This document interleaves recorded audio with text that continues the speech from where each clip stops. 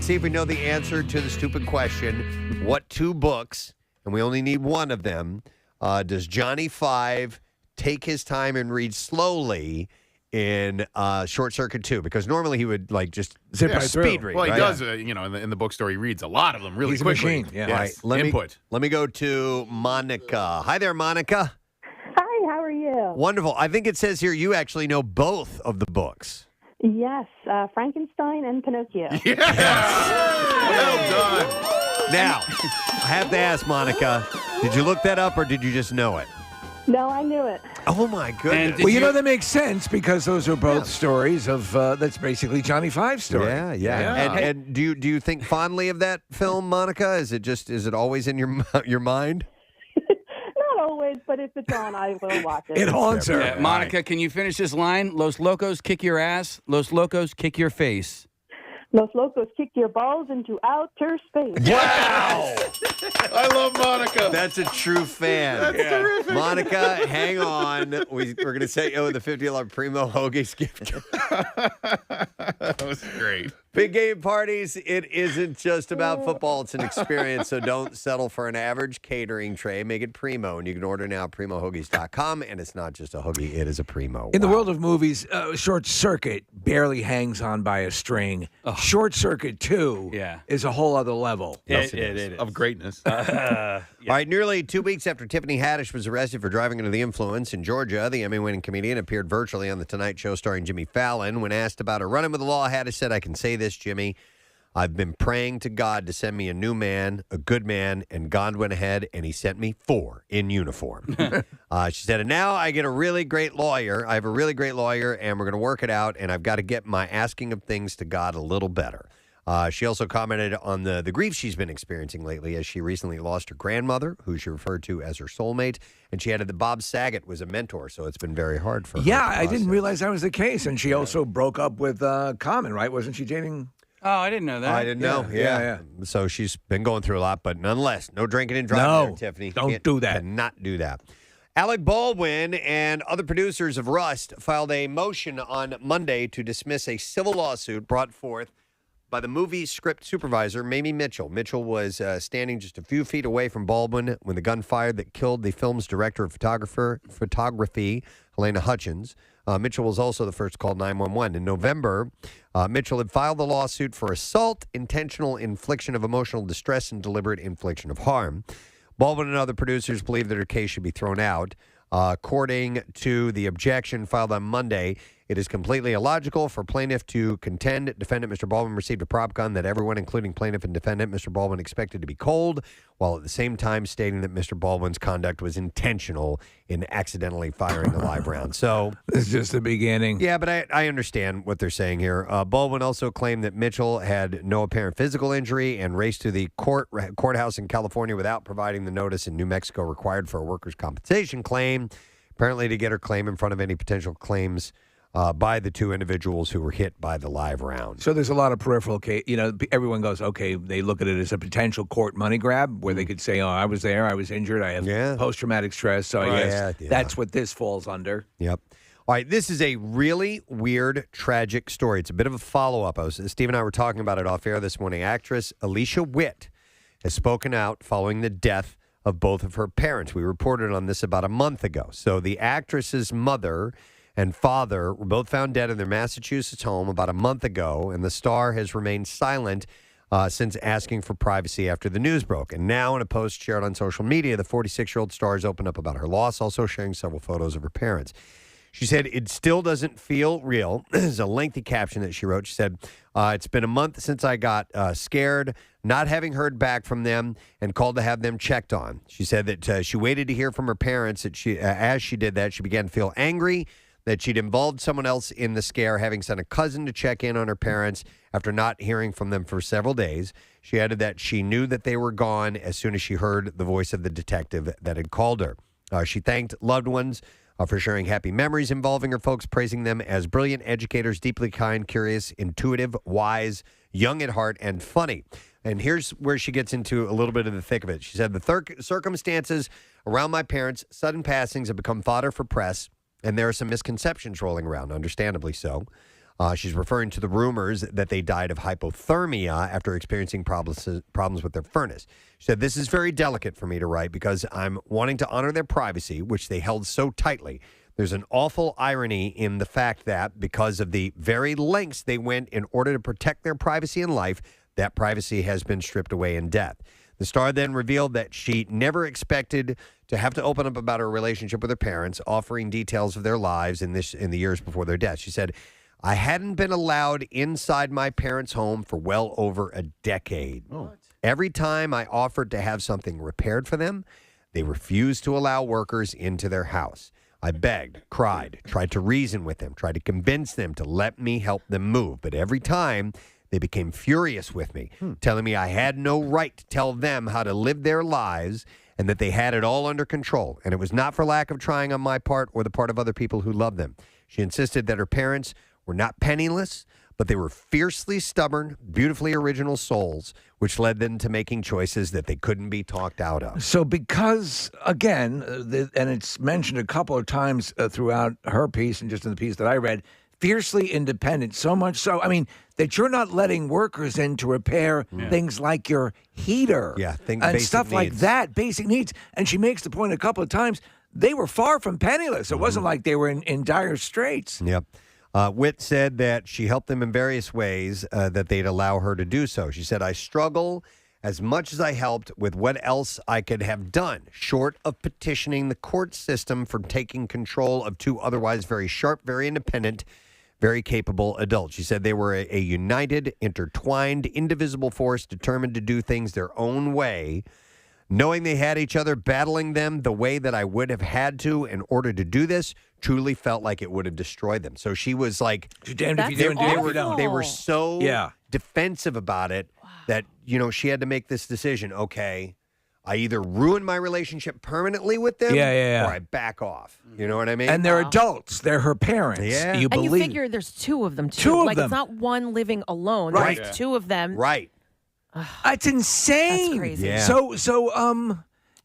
So that fierce independence eventually did them in. It's exactly it. I understand, that you're okay. You don't want to feel like you're you need help. It's hard sometimes reaching out, but look, they both died because of this. Died because of it.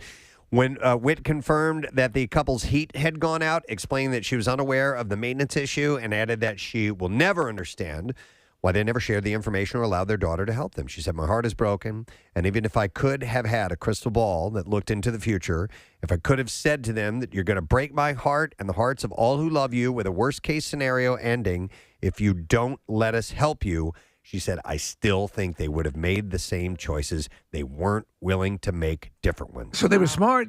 She's smart. She's like a concert-level pianist. Insanely intelligent. Right. So they're not idiots, and it's just so strange. Yep. Luckily, she does. By the way, she like in the Hallmark movies, she's always in the Christmas movies about family and about all that stuff. Yep. This is. It's just it blows my mind that this happened this way. You mentioned her being intelligent. She was in the film Dune, and she was just a child. And the reason she came to David Lynch's attention, I believe, was when she was like 4 years old. She like memorized Macbeth or something like that. Yeah. It was like off the charts intellect. But this it's just tragic. Luckily, she said the last words that she exchanged with her parents were "I love you." She said that part was simple, never in doubt. They loved me so, and I loved them. Well, the exact last words, Preston, were "Pat's chili dog." Oh, no! Oh my God! They left that part. Yeah. Wow. That is just. That's messed up, and that's gonna. I mean, I don't. You don't want to impose, but I need to find out more about this because it defies every bit of logic. Yeah, in every photo of the mother, she's wearing some kind of headdress, something like that. Is there any religious implications? She's never not wearing something on her head, and I'm not trying to jump to conclusions. I'm just curious about it. I don't know either, and I'm looking at her. Her dad has kind of like. He's got kind of crazy eyes, I think. A little crazy. Looking at him, but he's wearing that Pat's chili dog bandana. No, but they were just these people look very normal. They were very stubborn. Yeah. So it cost them. It cost them the big price. There was no, at least apparently, no need for it to happen. Sad story. Yep. All right. I have another story. Actually, I have several stories. Lots of stuff here. Janet Jackson revealed some of the horrible names her more famous brother Michael had called her. She said, there were times when Mike used to tease me and call me names. Pig, horse, slut, You hog, fatty. cow. He used a lot of barnyard things. Yeah. Pig, horse, hog, and cow. Well, I was using my CNC. And slut, too. Slut. That was on your CNC? I'm a CNC. I had a special one. And the slut goes, Full of strings, see? The slut goes, The cow goes moo. Yeah. The pig goes oink oink. And the slut goes, Okay. She said he would laugh about it. Yeah. And You're so fat. And she said, I'd laugh too. You slut. But then there was somewhere down inside that it would hurt, she said. Of course. That's why I was doing it. When you have somebody say you're too heavy, it affects you. Slut pig. She made the revelation in an upcoming documentary about her life that will be aired on A&E and Lifetime on Friday. If only she had something to make fun of Michael Jackson about. If only there was something she could attach to. She spoke about the scrutiny that comes with having Your nose. a famous last name and years of living in her brother Michael's shadow. The documentary, aptly titled Janet, chronicles the life of the 55-year-old pop star and reveals a darker side to her relationship with her icon brother. What do you want me to do here, Case? You Well, want to we give this away? we have a giveaway in conjunction with this documentary thingy. Okay. It's on A&E, right? It is. Yeah, because they're running commercials for it. I started watching the Hugh Hefner series, and the Janet Jackson thing looks really good. Oh, it's and it's also on Lifetime, which is what Is it? this is. So, Lifetime. I don't even know. all right, I'll give away. I've never done a giveaway in the middle of entertainment. Oh, my God, news. it's crazy. A $25 Amazon gift card and a 1-month Philo subscription code. Are you kidding me? From the new documentary event Janet Jackson. So we'll take caller 10, and we'll give that to you. Lifetime and Philo bring you unprecedented access to the global icon in an intimate, honest, and unfiltered look at her untold story. It premieres on Friday at 8 on Lifetime. This is Lifetime. Streams the same day on Philo. On Philo. And you can start your free trial at philo.com. Philo.com. Thank you, Michael. 215 Slut. 263 WMMR. So well after her brothers hit it big with the Jackson 5, and 11-year-old Janet finally got her own break with a role on the 1970 sitcom Good Times playing Penny. And she said that's when her weight issues began. She said, I did Good Times, and that's the beginning of having weight issues and the way I looked at myself. I'm an emotional eater, so when I got stressed or something is really bothering me, it comforts me. In 2006, she grew to 180 pounds for a role, but kept the weight off. Keeping the weight off had been difficult. I hear you. She later became a Nutrisystem spokesperson in 2011. When I get nervous, I can eat my way through a whole Boy Scout troop. Oh, my God. Adding to the awkwardness of Hollywood adolescence, she said, I was developing at a very young age, and I started getting a chest, and they would bind it so that I would look more flat-chested. They've done that before. They did it to Judy Garland in Wizard of Oz. She was older than Dorothy was supposed to be. Right. So they bound her. Right. Like a bonsai tree. She buxom? She was buxom enough to not look like, a little farm girl. Yeah, like a kid. So. Yeah. She was like Norma Stitz. Oh, wow. All right, so anyway, there should be some pretty interesting, revealing things. Yes, yeah. In this documentary coming up. She's super talented. Here's an interesting quote and conversation from Peter Dinklage. He is calling out Disney's live-action Snow White remake. The 52-year-old actor recently appeared on the Mark Maron podcast, where he opened up about his thoughts about the upcoming film, of which production is set to begin later this year. Disney confirmed that the West Side Story actress Rachel Zegler will star as the titular role. I said titular. So this is what he said during the interview. He said, there's a lot of hypocrisy going on. Said, literally no offense to anyone, but I was a little taken aback when they were very proud to cast a Latina actress as Snow White, but you're still telling the story of Snow White and the Seven Dwarves. Take a step back and look at what you're doing there, and it makes no sense to me. He said, you're progressive in one way, but then you're still making that effing backward story about 7 dwarves living in a cave together. What the F are you doing, man?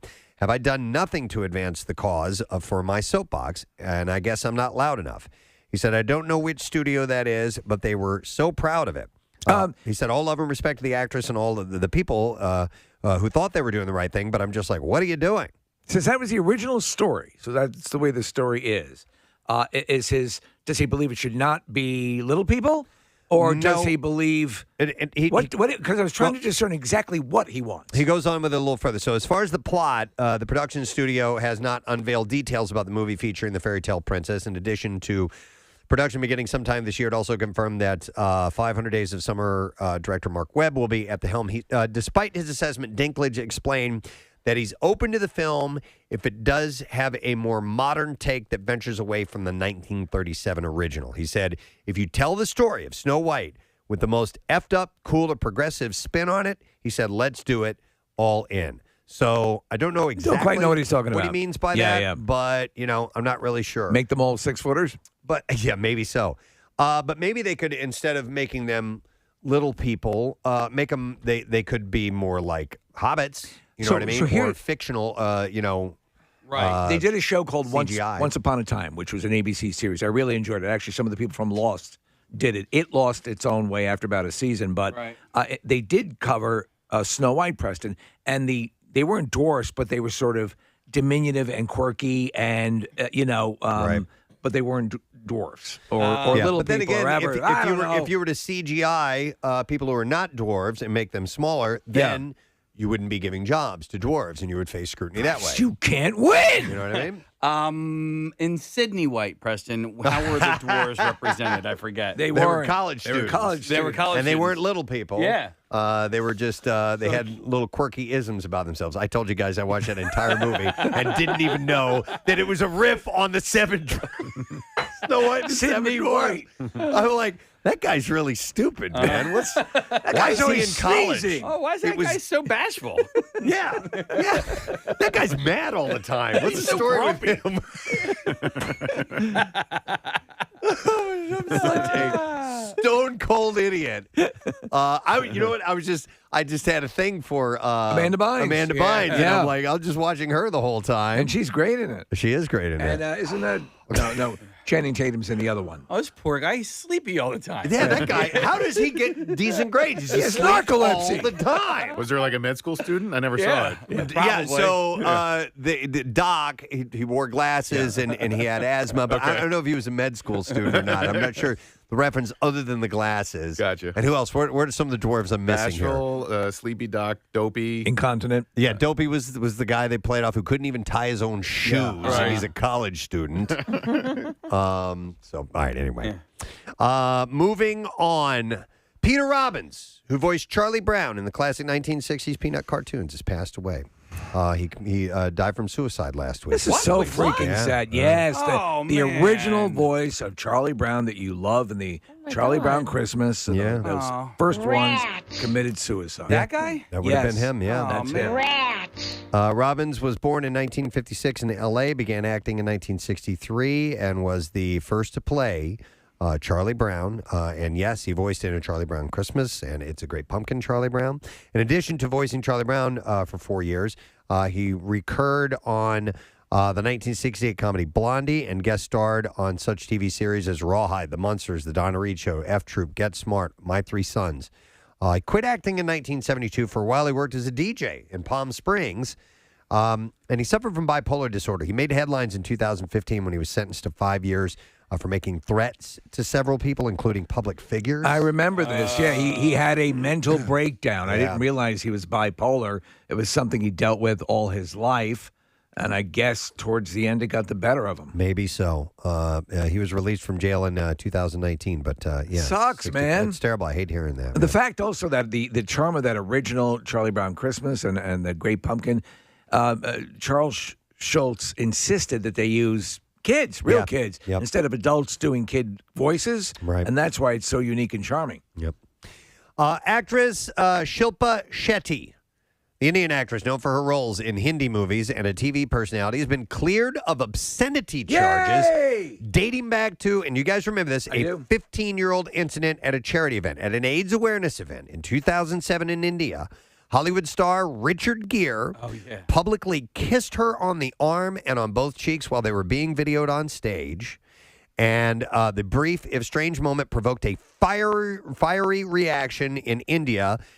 with radical Hindu groups taking umbrage with the public display of affection and, in particular, criticizing Shetty for not resisting that. She did not resist hard enough, so it's been going on for this many years. She just got cleared of that. And listen to this. At the time, a judge issued arrest warrants for both parties on charges including indecency, obscenity. The case against Gere was swiftly dropped, and the actor, who is a Buddhist, was soon allowed to return to India. Her charges, however, languished in the court system until it was dismissed by a Mumbai judge this week who called the case groundless. Okay. Has she been able to work in this whole time? Or Good she question. hasn't been, like, I don't blackballed know. at No. all? I mean, it's weird that they're not more, is progressive the word, considering the fact that it is a country of 8 billion people. Yeah. Clearly they're having sex, and a lot of it. Well, I don't know. This was predicated on something that is outside my wheelhouse of understanding, but it was clearly majorly important to them, and it was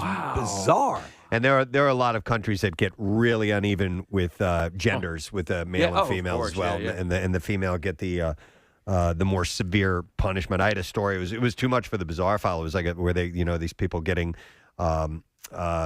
caned essentially, or lashes, or and the woman had to get like 100, and the guy had to get like 5, and they both did the exact same thing. There you go. Yes. So Casey, I don't know if she's been blacklisted or not, but she's only had 4 working roles since 2011. Preston, what you're talking about is I saw it recently. There was the woman was caned like 100 times. Yeah. It was for cheating. They were having an extramarital affair. Yep. And the guy got like 5. Yeah. It was ridiculous. Yeah. All right. He had a better lawyer. Anyhow, they have Anytime, day or night, I'll reduce your canings to 5. they've dropped the. You can trust me. I have a cowboy hat. They've dropped the charges on her now. So, E! News confirms that Kim Kardashian was spotted getting coffee with former First Lady Hillary Clinton and her daughter Chelsea on Monday. I'll have a coffee. And media outlets speculate that Kardashian may be teaming up with the Clintons for the Apple TV Plus series titled Gutsy Women. The show is based on a book that Hillary and Chelsea co-wrote in 2019 called The Book of Gutsy Women, Favorite Stories of Courage. But I don't know what Kim has to do with that. I have no idea. I think she's trying to get them to appear in the next Fast and Furious. Oh, yes. Okay. We can only hope. So, because she's supposedly going to be in it. Paris Hilton opened up about her wedding on the Monday edition of Jimmy Fallon's show. As she said, it was magical. It was everything. I think the only thing I was stressed out about was I hadn't written my vows up until I was literally about to walk down the aisle. Literally. She was literally walking down the aisle. She said I was rushing, and it was very stressful. She was American. No, rushing. Oh, no, she's a dancer. It was. No, she was a dancer. Oh, my God! Stop. It's still so good. I love it. The hold me part of it. She said, it was very stressful. I just ended up throwing them on the floor during my speech and then just started speaking from the heart. And this approach seems love you, yes. to have worked since her husband, Carter Riem, was crying the entire time, she said. I was like, I am not ruining mascara and glam, so I held it in, she says. I wonder how long this will last. Good question. Yeah. Yeah. She was just about to pull the trigger on a marriage prior to this. That got all the way up to the last stage and then fell apart. She followed through on this one. Yep. We'll see. All right, a couple more quick things. According to People magazine, the Office stars, Steve Carell and John Krasinski, are going to reunite in Krasinski's upcoming film, If. Okay. The movie is scheduled to premiere November 2023. So I saw a tweet. Yes. Yeah, it was a tweet from Krasinski yesterday that this is answering those questions for me because he just had a picture of 5 or 6 actors when he goes something about like, this is my dream cast. Yes. Yeah. All right, Casey, I saw the same thing except that 7. I saw, okay, so, and but Ryan Reynolds also put it on his feed because Ryan Reynolds is in this cast as well. So it's Ryan Reynolds, Steve Carell, Louis Gossett Jr., Phoebe Waller-Bridge. Is that her name? Yes. Yeah, and I don't know these other 3 people. Yeah, you do. You know her. I know her. She was on Saturday Night Live. Yeah. And I can't, and her name is escaping me. Damn it. Mary Catherine Gallagher. No, Molly that's not her. Shannon. That's not Molly Shannon. That's not Molly Shannon? No, but she was on Saturday Night Live. She looks like an older Molly Shannon. Yeah, that's not her. All right. Well, anyhow, it's about a child's journey to rediscover their imagination. Krasinski, who will write, produce, and direct the film, posted photos of the cast members to Instagram on Tuesday, along with a caption, what if one day I could assemble my dream cast? That's it. And then he wrote, what if? Because the name Aha! of it is If, you see. Oh, that's good. So that's good. That's what he did there. That's why he's in Hollywood. So this will be his first post A Quiet Place. Yeah. Which both 1 and 2 were excellent. Yeah. And he's clearly competent. I'll be curious to see how he does with this Yep, because he's also a great Jack Ryan. Yep. All right, and then one last story. TV Line reports that American Rust will be ending after only 1 season. Yeah, I actually bailed, and I love Rust. I love Jeff Daniels. And America. Rust is awesome. Yeah, I love America. I love Rust. Yeah. I love anything like that. I like rot of any kind. I'm not a fan, actually, but I do like Jeff Daniels. I just couldn't get into Mold. it. I gave it like 3 episodes, and I'm like, I had to. What? So it's we were talking about it just went nowhere. You said it was just I'm trying to think. Maybe a title American Mold American Mold would have been better. Possibly. You know, than Rust. everybody's Yeah. got a mold thing that I they think deal so, with. and you have to move if you have it. Right. I just couldn't understand. I knew where it was going, and I couldn't get into it. Apparently you're not alone Yeah, because yeah. it's over after 1 season. Nothing's over. Well, this is over. American Rust. Nothing's over. Okay. Yeah, Rambo. He refuses. Network exec. He refuses. This is not the last season of Mr. Belvedere. Nothing is over. Showtime announced on Tuesday. We can confirm that American Rust will not be moving forward with a second season. It's now called the Hogan Family. We would like to thank our partners at Boat Rocker, our talented showrunner Dan Futterman, and the rest of the wonderful writers and our amazing cast led by Jeff Daniels and Maura Tierney. So it's over. Sorry, man. Nothing's over. You know, Maura Tierney, she's not married to my friend, but she married my friend and his husband. You said She officiated She officiated it. Yeah. Really? How did Yeah. that come about? Dude, he's like a hairstylist. He started on You Broadway. mentioned we have yet to yield any benefit from this connection, though. well, Is your friend? he's in L.A. It's Well, tough. it's the same country, and I believe there are phones. No, We need you to are talk to your correct. Los Angeles friends. You got the hairdresser, you got the florist. Yeah. Yeah, come on, and they're man. like the florist to the stars, and the Yeah. hairdresser to To the the stars. stars. Yeah, I told you. Remember the goop thing? Where it was vagina flowers or flower vagina. Do you guys remember that? No. It was for this goop party, and there was a giant floral vagina Arrangement. So Okay. he arranged the vagina. He did that. Huh. Yeah. I want you to make a vagina out of flowers. Yeah. That's essentially what they probably said to Could me. he do a butthole for us? Yes. If we have some big presentation, Preston, if we could have a butthole floral arrangement, birthday. God, that's a Dude, do we great miss idea. Bill's that we birthday? come through. If we miss Bill's birthday. Is it tomorrow? No, I think it's the 30th or the 31st. Okay. Yeah. There's So you- definitely a florist here in Philadelphia Who will that do could a make butthole? us a butthole Okay. for Okay. Bill. Wow. By the way, we- that's can we A We butthole for we Bill. just need the keys to his office. The great thing too is that Bill's office is it has windows on both sides. Dude, that's a charity event name. Buttholes for Bill. That's whatever that is. I don't know what that is, but we need to make that happen. I'm Marlo Thomas.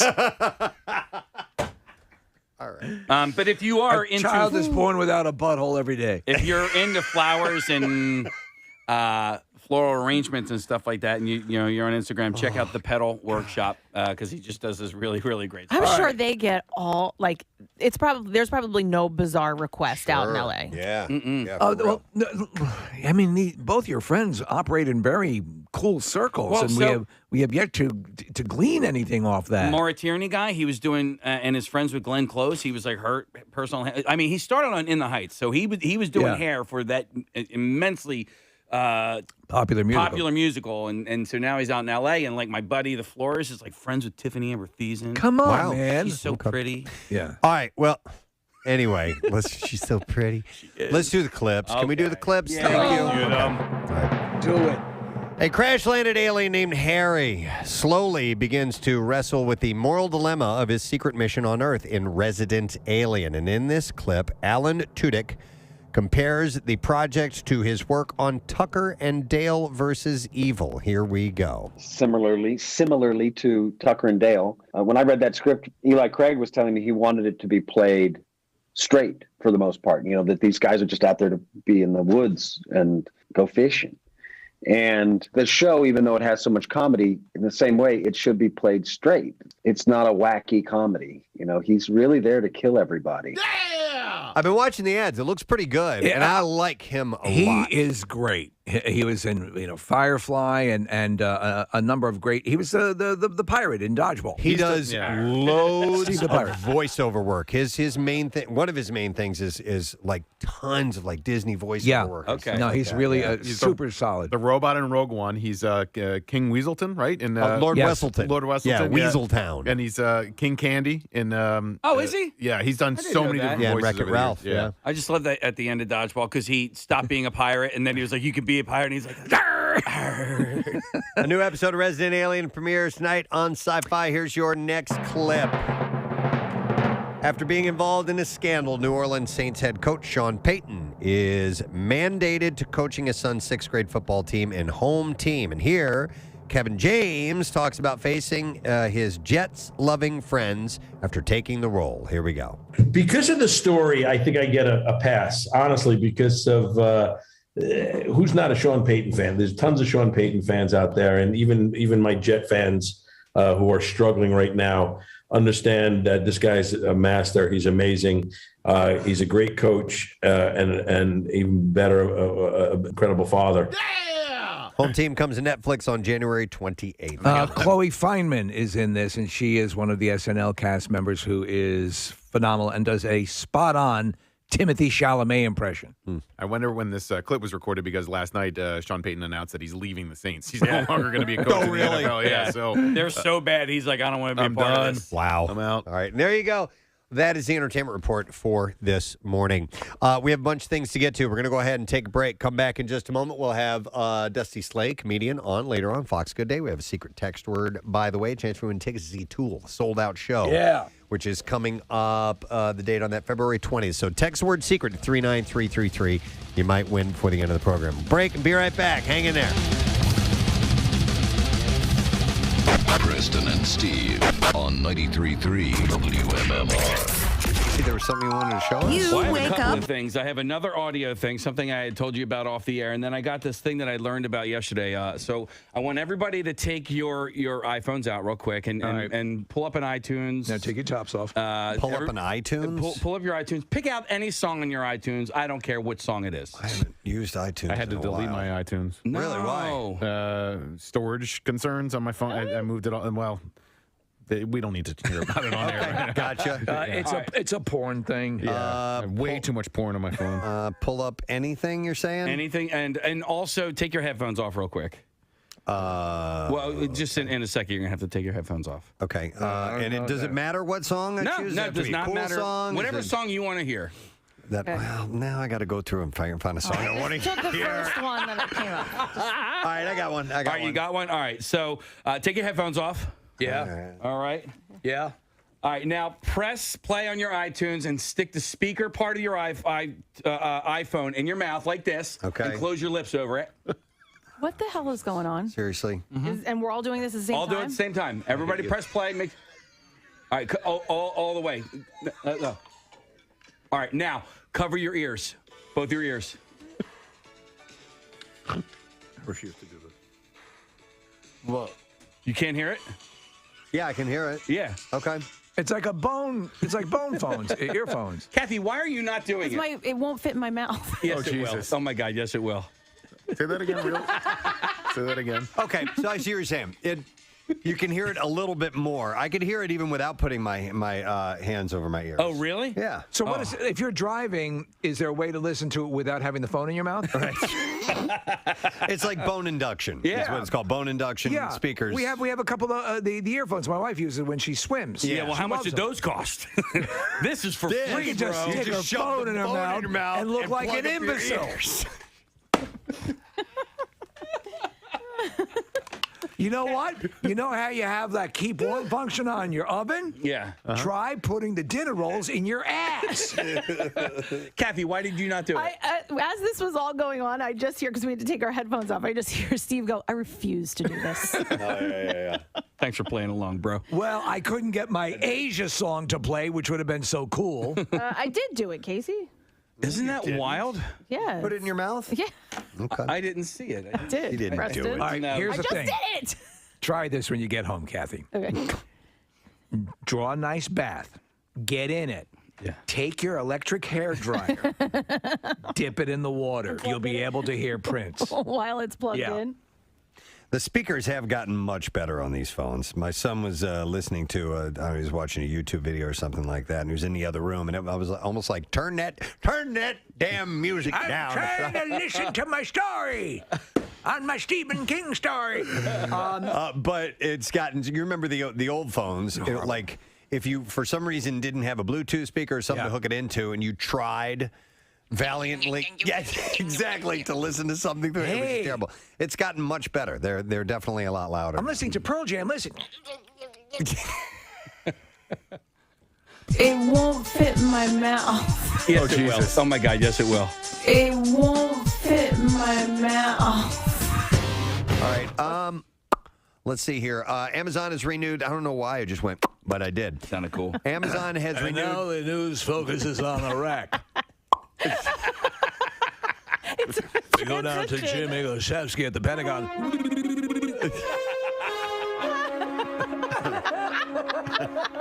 I'm trying to throw it back to you, Tom, but I can't do a chicken fart. Having a hard time today. Chicken fart.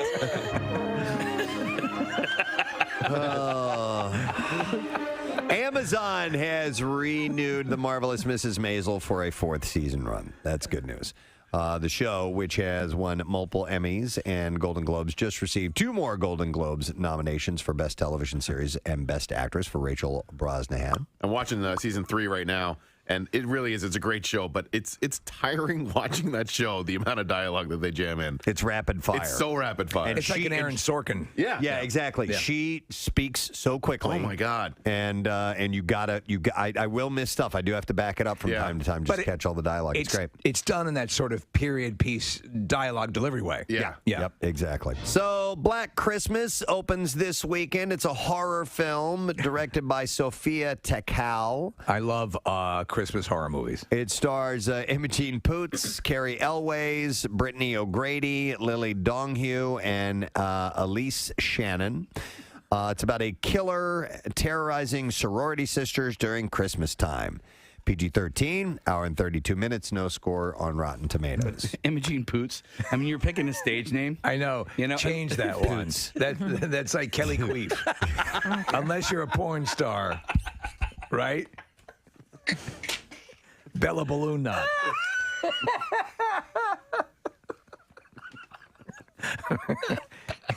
I thought the same thing, Case. Imogene Poots. Okay, we're gonna sit down here for a second. We've got a whole bunch of names that we can pick. Yeah.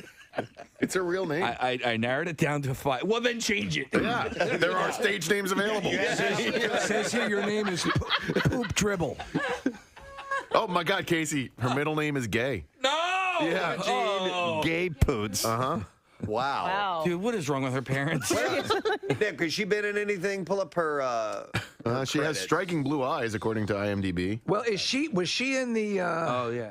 She was in 28 Weeks Later. Yes, she was in she's- Green Room. And she's also in. She's in. That Awkward Moment and A Long Way Down are her notable. She's in Never Stop, Never Stopping. Is she? Pop star. Yeah. Yeah. Is she in that, right? Yes. Yeah. She's got Imogene- beautiful eyes. Imogene Gay Poots. Yeah. Imogene Poots. She pootsed. She's beautiful. Yeah, we just pulled up a photo of her, and she stars in Black Christmas. In celebration of its 125th anniversary, the New York Public Library, which is the second largest in the U.S. after the Library of Congress, has Throwing out the books? No, they released its list of the top 10 checked out books of all time. And in Is first one of them Goldfinger? place, no. Mr. Goldfinger. No. One of the most popular books at the New York Library. It's on the list. In first place, I'll just start right at the top here, is the children's picture book, The Snowy Day by Ezra Jack Keats. I don't even know. It's about a child enjoying his city's first snowfall. I don't know that book. Yeah. Oh, I know this book. I love this book when I was terrible. a kid. Absolutely. Get the Caldecott Award. Yeah, the Caldecott medal. I remember that. You remember the little imprint on the it's front a of it? gold sticker that would be a gold sticker on this scrappy book about a kid walking in the snow. Gold sticker. It's not. It is on the list. Yeah. It's on the list. It's number 1 on the list. Number 1. So, like, I think, like, you know, you'd find that on Where the Wild Things Are and maybe The Hungry Caterpillar, those classic ones. Another book, Dr. Seuss's The Cat in the Hat, was in second place. Okay. Were you a Seuss fan as a kid? Oh, yeah. Very much so. And in fact, I've been going through a cleaning out process at our house, and Great purge. I found we found way too many books that we need to get rid of, and so I did, and I donated them to the Laurel House thrift shop that raises money for the Laurel House. But we kept all of our Dr. Seuss books. And I had to stop and flip through Go Dog Go, and I had to look through the birthday book, and Two Girls in a Cup. 2 Girls in a Cup. It was the most wonderful cup it was. There are a lot of Dr. Seuss books, right? Yeah. I mean, I see two girls in a cup. Dozens. I say to you, girls, can you tell me what's up? I'll tell you what's up. Just look in the cup. You'll know After this. watching that, you won't be able to sup. It's full of throw up. And upchuck. Okay. It's full of throw up. Come on, man. Maybe you want to consider the shortest commercial flight in the world. Really? Yes. How long would you guys think the shortest commercial flight in the world is? I'm going to say, because I've been on some super short ones, 20 minutes. I'm going to say 6 minutes. Okay. Anybody else? That's probably a good guess. The shortest one I ever did was Philly to JFK, and it was part of an international flight. So we started in Philly, went to JFK, picked up a whole bunch more people, and then went from JFK on. And how long was that? That was like 20. Yeah, I've done that flight before. Yeah. We stayed on the same plane. It was a 747, and most of the passengers they picked up were in New York, but that was just our flight. That's what Annabelle does. Yes. Anybody else? Shortest I have flight. no guess. All right, no guess. You have no guess. I think it's got to be about, because by the time you take off and you land, I'm going to say 15 minutes. Okay. Shortest flight in the world is 90 seconds. 90 seconds. Come on. Stop it. Wow. Tucked away in the Northern Isles of Scotland, Scottish regional airline Loganair operates the 1.7-mile flight between islands Westray and Papa Westray. While the flight is scheduled for 90 seconds, typically it runs closer to 60 seconds. There you go. With the trade winds. So I guess it's either that or a ferry, or maybe they don't have a ferry on that particular side of the island. You can't, how high is the plane getting? It's essentially, for the people who live there, but it's a legitimate flight that is necessary. They carry teachers and students and visiting. In 10 seconds, we're going to turn off the seatbelt sign. The cabin. Then in 15 seconds after that, I'll put it back on. Ask you to return to your seat. Tourists and welcome aboard Flight 414. Thank you for flying Flight 414. and island residents traveling to and from mainland Orkney for a range of appointments. I would have stewardess is going to turn on the hose and begin in-flight beverage service. Open your mouth. If I regularly did that flight, I would have to try and hold my breath for the duration. Yeah, of the, see if of you the can flight. make it. Yeah. It's kind of like whenever I go through the Lehigh Tunnel, I'm like, all right, I gotta hold my breath. You know what? Next time you do that, sing the last line of Happy Birthday and see if you can hold it the whole way through.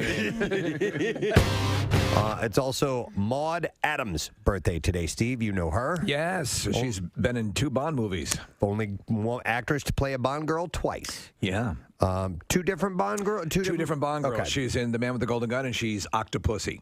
She has 8 vaginas. Why didn't they just say that? I don't know where to begin. Does anyone have a bookmark? I don't want to hit the same ones again. If anybody can handle 8 vaginas. WMMR. Can we cover Rudder Row Avenue here for a moment? Yes. Because Yeah, I've yeah. never heard of that before. And how do you I spell hope that? I'm saying it right. Rudder. Rudder. Rudder Row. Oh, Rudder Row. Okay. Because I'm here, Rudder Row. And all morning we've been going, Rudder Row. Sounds like a problem over there. Rudder Row. Gee, Scoob, sounds like a traffic situation. Okay. All right. Thank you. Rudder Row. Rudder Row. Rudder Row. Stay off that road. Hey, something that we need some assistance with. Tomorrow morning, we're going to have a couple of guests here in our studio. We have Joel and Leah. When we went to England, Yes. and when the You might know it as the United Kingdom. the Eagles were playing in London, and we went there and we invited Joel and Leah to come by and be in our broadcast. Yeah. They're really cool. They do They're great. They do a YouTube series. And it's essentially Brits on American culture. Yeah. And they cover all kinds of things, from foods to words to accents to just a whole myriad of things. What British people didn't realize about American food and what Americans don't know about British food and things like that. Just fun culturally things. And so they're going to be by here. They're in town and they're filming in the U.S. right now. And they're going to be in town tomorrow. And we were wondering, other than just catching up with them and seeing how they're doing, maybe something that we could have some fun with as far as a contest goes. Sure.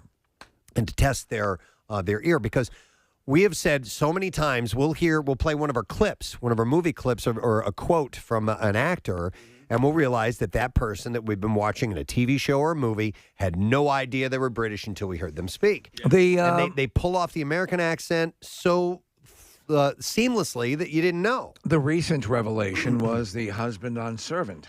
Yeah. Yes. Yeah. I didn't know. British actor. He's a Brit.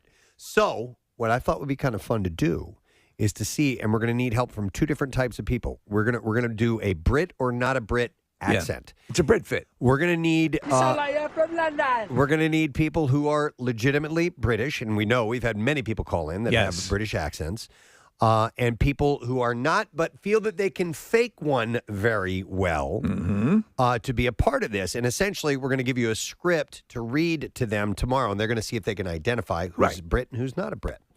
So it's kind of role reversal that we've done with the British See if they can guess. actors. Because we're not that sure they're British. Yeah. You never know. You never know. So Marissa has set up a text account. So essentially, if you're interested in doing this, what time are they coming by tomorrow? In the 8 o'clock hour, like 8:15. Okay, so if you're available to call in tomorrow, and we definitely want people who are British, here's what you do. You text the word Brit, B-R-I-T, to 39333. One more time? Brit, B-R-I-T. You text that word to 39333 to get signed up. And so you can either fake a British accent or you have a legitimate British accent. And then we're going to test Joel and Leah on Brit or not a Brit tomorrow morning. I don't know if we have any prizes to give away. Man. We do? We got these Janet Jackson Johns that are, dude. Yeah. Okay. Rip the lid off that. Yeah. Do we have enough for like a dozen people? We also got cases of brews and some other things that we can give away. We have other You stuff. think we can do that? Oh, we Yeah, have prizes for people? things. I Okay. would say incredibly valuable things. So what we'll do is we'll send you like a script or something. We're thinking maybe something from Rocky or something Philadelphia, to read to them, and they'll have to identify, and they won't be able to ask you any questions because then they could, then it's easy to figure out if you're not a Brit if they start asking about streets and so on and hometowns and stuff like Maybe that. there's like for 10 seconds you have a convincing British accent. Yeah. So you're going to basically have a line that you're going to quote back, and they'll have to discern Brit or not a Brit. Yep, exactly. That's simple, and we just need your help on it, so that's tomorrow morning. So text the word Brit, B-R-I-T, to 39333, and we're going to send you this link, and then you can get us information back to you, and we'll take it from there. All right? Cool. So it'll be Awesome. tomorrow morning. Should be fun. Speaking of fun, not really. The Flyers lost their 13th game last night. 13. 13. 13. Did they tie or break the team record? They broke it. They broke it. Yeah, They broke 2 records in one night. Franchise record. They most losses in a row for the franchise, and then Keith Yandel did the thing that he did, which is an amazing record. Yes. So that should be lauded, and their losing in futility should not. So we're going to talk to Yandel, and we'll laud that tomorrow. Yeah. But today we're going to go with the futility thing. We were off air discussing longest losing streak that you've ever been a part of, and I'm sure that there are people listening who have, as a kid or maybe even as an adult, played on a team that never won one single game. Yeah. I have. Really? Oh, yeah. 215-263-WMMR. That's We'll get our probably- stories, and then we'll get yours. Probably surprising considering my acumen on the field. Yes. But I played on a baseball team. It was the Yankees, Steve, and we were 0-15, 0-16. Oh, man. It was my first year going from Little League to where the base paths get longer. So we went from I think it goes from 60 feet to 90 feet or whatever. And most of the guys on the team couldn't make the adjustment very well. And it was game after game after game. And I was thinking about this last night with the Flyers. Like, how do you keep your spirits up at all when you are losing this much? Because in Little League, it was devastating. I feel bad for not only the kids, obviously, but the coaches, too, because the coaches probably just want to see their kids. Well, there's that great scene in Parenthood. Yes. They haven't won one single game. It is the last game of the year, and they finally win. Kevin makes the catch, and Steve Martin just goes absolutely berserk. Yeah! He's just freaking You would have out. thought, yes, it was a perfect game. Well, actually, the converse situation, as you know, but just as a fun fact here, I was up in New York on the Phils, and we were undefeated. That's all right. great. So Okay. you were The opposite. We took all your losses Yes. and ran with so them. next time, Nick, when you play Little League, just come up to New York. All right. Nick, I wonder if, in the Flyers case, the fact that the paycheck still shows up and clears and everything, if that helps sure. at Well, all. but you know, the truth of the matter is, we've said this many times before, they are legitimately in it because they love the game. They want to win. I'm sure there's a bonus structure based in some way on wins. But I think it's not just, I got my, at least not for most of them. I got my paycheck. Oh, well. Like, you think about it. They've been playing this sport for how many years? They are want to competitors. win. They want to win. Oh, I know. Oh, and their future depends on it. Yeah, absolutely. How do you, whether it's the Little League or the majors, how do you, what do you say? Tonight's going to be different. Yeah. Obviously anything is possible. Yeah. But that's a tough nut. Well, listen, I played on a football team where in the league, I think you needed at least 13 children on the team in order to, field the team. Yeah. And we didn't. We only had 12. And maybe it was 14, we had 13. Whatever the number was, we had one less. So we still played the games. But before the first kickoff even happened, you knew you were going to lose. We forfeited. It was an automatic forfeit. How do you get jazzed? So, You can't get one kid from another team. You know what? It's That's what they do in the leagues now. It didn't matter though. We still went out there and played. What the hell are you doing? Are you out there trying? Yeah, we still went out there and played. And Come here. What are you doing? Are you out there trying? the thing is, we didn't even win a game anyway, so it didn't matter if we had to forfeit or not. So it was like a scrimmage. Yeah. Well, no, it was a real game with real referees For and you guys. quarters and. Scrimmage is different. There are no quarters and and all that stuff. But I want to say, like my buddy Kevin, who Kathy, from college, he had stitches in his hand, and he had to stay on the field because we only had 11 kids in this particular game, and he had to stay on the field. But he had to stay way, way, way away from the play because we needed at least 11 kids on the field at once. And he had stitches in his hand? He had stitches in his hand, so he had to be careful. He wasn't actually allowed to play, but we needed to put 11 kids on the field. Oh, I got you. All right, we got loads of calls. I didn't know. It's a defeating thing. Chuck, you're on the air. Good morning. Good morning. What's up, Chuck? Well, Chuck. we're literally in the midst of the worst losing streak I think my kids ever had. He's a varsity hockey player, and they're 0-15. 0-15. So, Chuck, do you have any words of wisdom that you impart? How do you help mitigate the depression of a 15-game loss winning streak or losing streak? Just go out there and do your best. Right.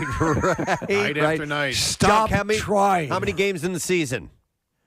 16. They got. Oh wait, this is the best part. They automatically made the playoffs because it's a small league. Oh man, they have lost 15 games that are in the playoffs. That's a punishment at this point. Like they got to keep it going. But they're still in it to win it if they're going to the playoffs, man.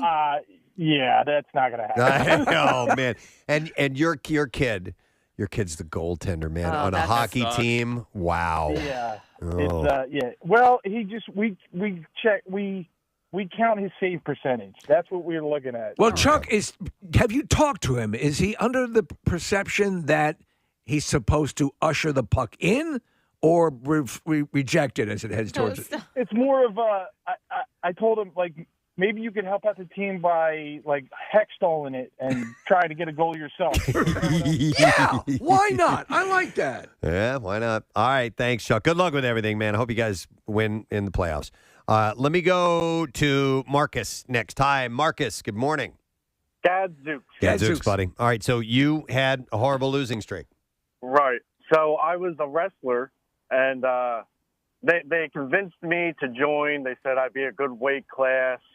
They didn't have anybody in my weight class, so we'll teach you how to wrestle. You know, the coach said that. And I'd invite girls out that I tried to impress. I lost 20 matches in a row. It was basically every day a kid's ball sack in my face. Yeah. For 20 games. And not even for pleasure. Yeah. And then try to talk to a girl, try to get her to, have a nice little meeting afterwards. I'd invite her. Oh, and Marcus. The coach would just look at me and go, Marcus, you got to do better. We're a family here, and I excommunicated myself out of that family. I was just, oh man. So yeah, I was just giving the wrestlers Gatorade. That's all my I was God. And wrestling it's a solo sport. Yeah, everyone's it's looking at nothing you. But you. Yep. Marcus, what was your mindset like after the 16th loss? Like, when did you start thinking, all right, this might not be the sport for me? I guess after the 16th ball sack hit me in the face. 16 ball sacks. Yeah, right. However, you are quite the connoisseur of ball sacks. Steve, this isn't fun anymore. Let me spit this nut out. Oh my God. Oh, my God. I don't think I like wrestling, Coach. Yeah. All right, Mark. I'm sorry you had Thanks, too much bud. ball in your mouth. Ball 31 and 32 started to... You're exact. That's an even worse scenario. So Preston, you can have a team sort of buffer your loss. When you're you're the whole show. It's even worse. Kelly was on a team sport. Hi, Kelly. Good morning. Hi, good morning. Hey, Kelly. What's your losing streak story? Well, I'm involved in roller derby. Well, I was prior to the pandemic, and we haven't played since 2019. We won some games in 2019, but prior to that, for a couple years, the team that I was on was on a losing streak for at least a couple years. Wow, a couple of years where you never won. Yeah, we would play at least like 8 or 10 games in a season, and yeah, there were a couple years where we just weren't winning. But never, you had a 0-win season for a couple of years. Yeah. It's stuff. I don't know. You get frustrated. I don't know how you can go that long and just not say, I'm leaving this sport. Yeah. The thing is with roller derby, it's a worldwide sport, and there's a lot of calibers from very high to very low, and we kept playing because we just love it. I mean, we're not paid for this. Sure. But our rollers get beat up because we actually enjoy it. Kristen Herman, our former intern, now at Ben, she was killing it out there. Gingivitis was her derby. Yep.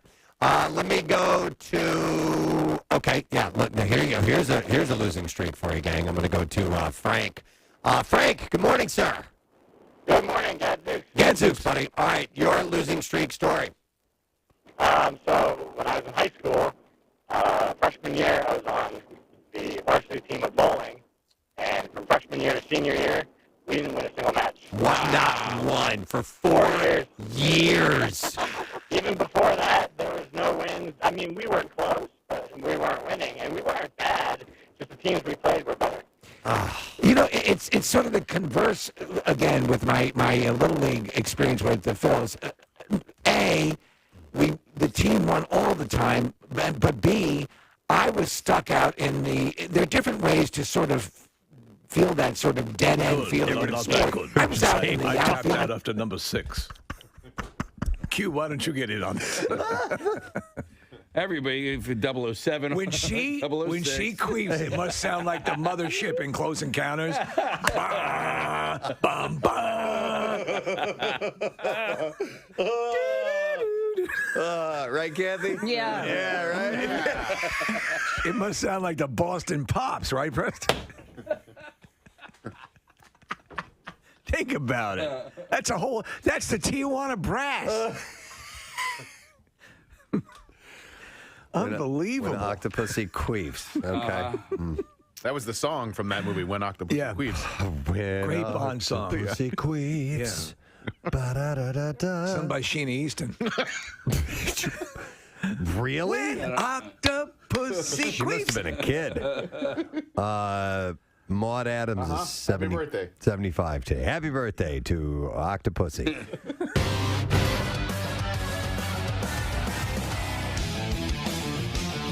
A little light listening this morning on the Preston and Steve Show.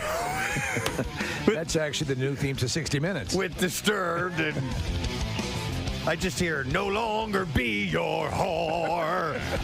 All righty then. Mike Schmidt, Hall of Famer, baseball player, and just a god in this town, was in our studio one time, and the song that we were playing was, as we were getting ready to introduce him, was Godsmack, the song Crying Like a Bitch. And it's just like, crying like a bitch! Just screaming. And I look over at Mike Schmidt, who's just sitting there with his headphones on.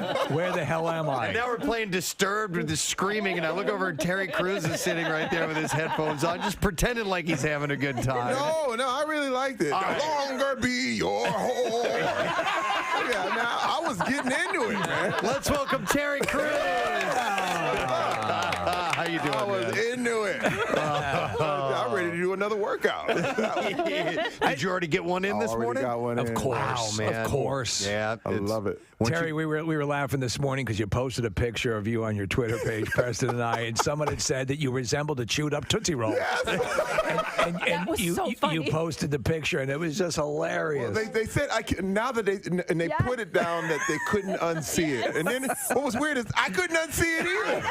I was like, that looks just like me. A chewed up Tootsie Roll. I'm trying to tell you. And it looks like, if you haven't seen the picture yet, it looks like if you were in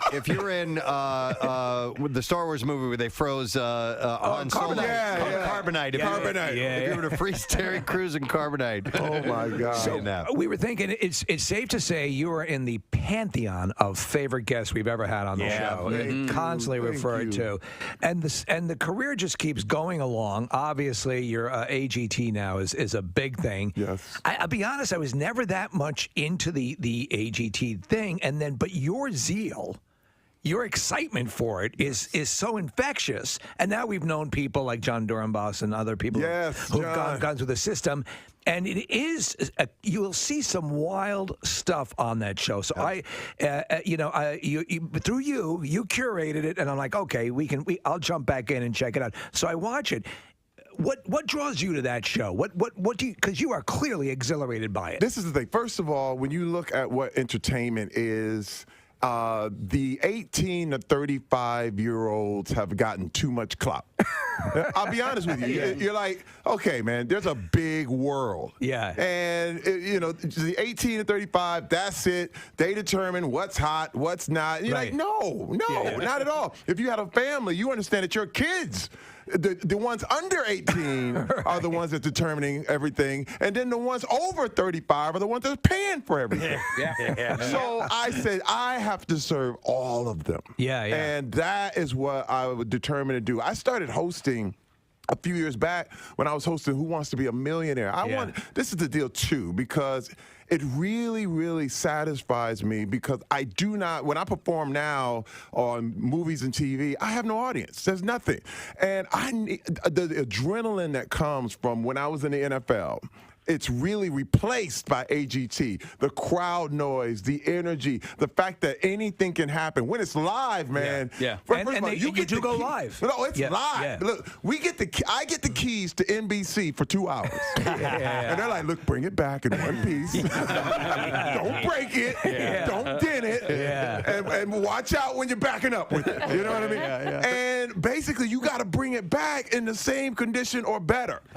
And it's so you realize anything can go wrong, and I love it. So the other night, something went wrong with the guy with the crossbows and the levers, and so I found myself on the edge of the seat watching this mistake, these flaws, because not everybody that comes on AGT does it perfectly. No, they don't. So for people who aren't watching, what happened? Oh my God! Well, yeah, I mean, the guy thought he had set his trap, had set his arrows right, and the whole thing, and he realized he was nervous, and he's strapped in. Yes, he was nervous, and he didn't do it right, dude. Oh no! But this was so wild, man. You start to realize, and my thing is always talking to the acts and trying to talk them through so that they can be at a relaxed. Right. Because the deal is easier said than done, though, right? It is because everyone makes you. They make you nervous.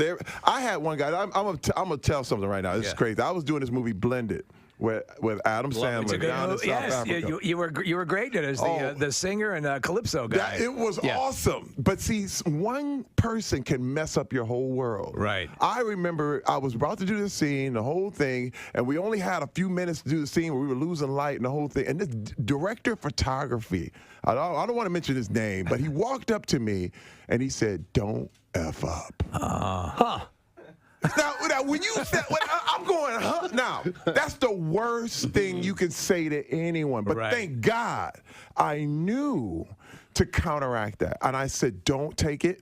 Don't take it. In fact, use it as fuel. Right. In fact, focus. Get inside. Come inside more. And I jammed and the whole thing. And I did we did the thing with the choir. And we were singing and doing the whole thing. And I looked at him. He was like, that was pretty amazing. And I was literally like, F you. Believe me, I could not believe he would have the nerve to do that. So I realized what I wanted to do for all these acts is be the anti that. Come in there and tell them, you got this, man. You can do it. It's okay. But he just got so nervous. He didn't turn the safeties off. He didn't turn the safeties off. And you got real people, and he's standing there in front of it. And then you got Alicia. She's wondering whether should I press the button or not. She could have killed somebody. Yeah. Well, it's really nuts. The acts are like that. There have been some injuries, but that's the real deal. What sort of blows my mind is what they're using the theater. There was a dance act that was using projection or something like virtual dance, and I mean it was Freckled Sky, yeah, right. It was as theatrical and Broadway level that I've ever seen. How much time did they get? Because that had to be live. How much time do you get to set something like that up? Oh my God! First of all, the crew on America's Got Talent has been underrated and not appreciated enough. This is literally like putting on the Oscars every week. It's the biggest live show on television, period. And it's the biggest talent show in the world. Well, so they're the best in the business, man. And any mistake, it could all go wrong. They do it so good. People, it's like people think that it's a given or whatever. But man, when you watch this crew and as well as they do it, you talk about roadies and all this stuff. It's not like it's one of the best act, thing in the world. One act that's on for 2 hours. Because this guy, I don't know to explain it, Preston. The dancers at one point look like they're marionettes. Yes. Faux strings coming down, and there's a whole bunch of stuff going on, precision stuff. Well, I feel like a circus master. Right. You know what I mean? And that's what I love, because I come from also the days of the variety show. Right. Listen, Carol Burnett was one of my favorite shows of all time. And I miss that, man. I wanted to bring that back. And I'm not a comedian, but at the same time, this energy, this love, I want to be this guy. And it's to get this opportunity. It's the biggest thing in the world for me. I think for the entertainers and like for John Dornbos has told us what the whole experience was like and the whole deal. And obviously there's the background story which plays into it and the emotion and all that stuff. So for some reason it works. It's the oldest Ted Max amateur hour that goes back for decades. Ed Sullivan. Yeah, Ed Sullivan. Where these people come out and spin dishes and all that stuff. What was talking about like the act with the arrows and all that stuff. What was the one act you thought, okay, this guy's going to die? Yeah. What was the one where you thought this guy's coming out in a body bag? Oh, there are several. I'm trying to say which one. Some of these that are coming up. There was a guy who was in a water tank. And I thought, he was What, like the Houdini thing? It's just like he did a Houdini-ish deal, man. And I said, man, and then it didn't look like things were happening right. You could tell when his assistants start running. You're like, oh man. First of all, you don't want anything to go wrong because it ruins. It could, you don't want to watch anybody die on live TV. You just don't want to do it. Would you want to be a judge? Do you think you could do it? No, I don't. The judging thing is super, super hard. Man. I think so, especially with the appeal of AGT is the variety of acts you're going to get. You got dance, you got magic, comedians, song, all this different stuff. But how do you compare those things as far as talent goes? I'd have a really hard time. And I think some of the judges have harder times. Yeah. I think Simon and Howie are probably the most well-rounded judges.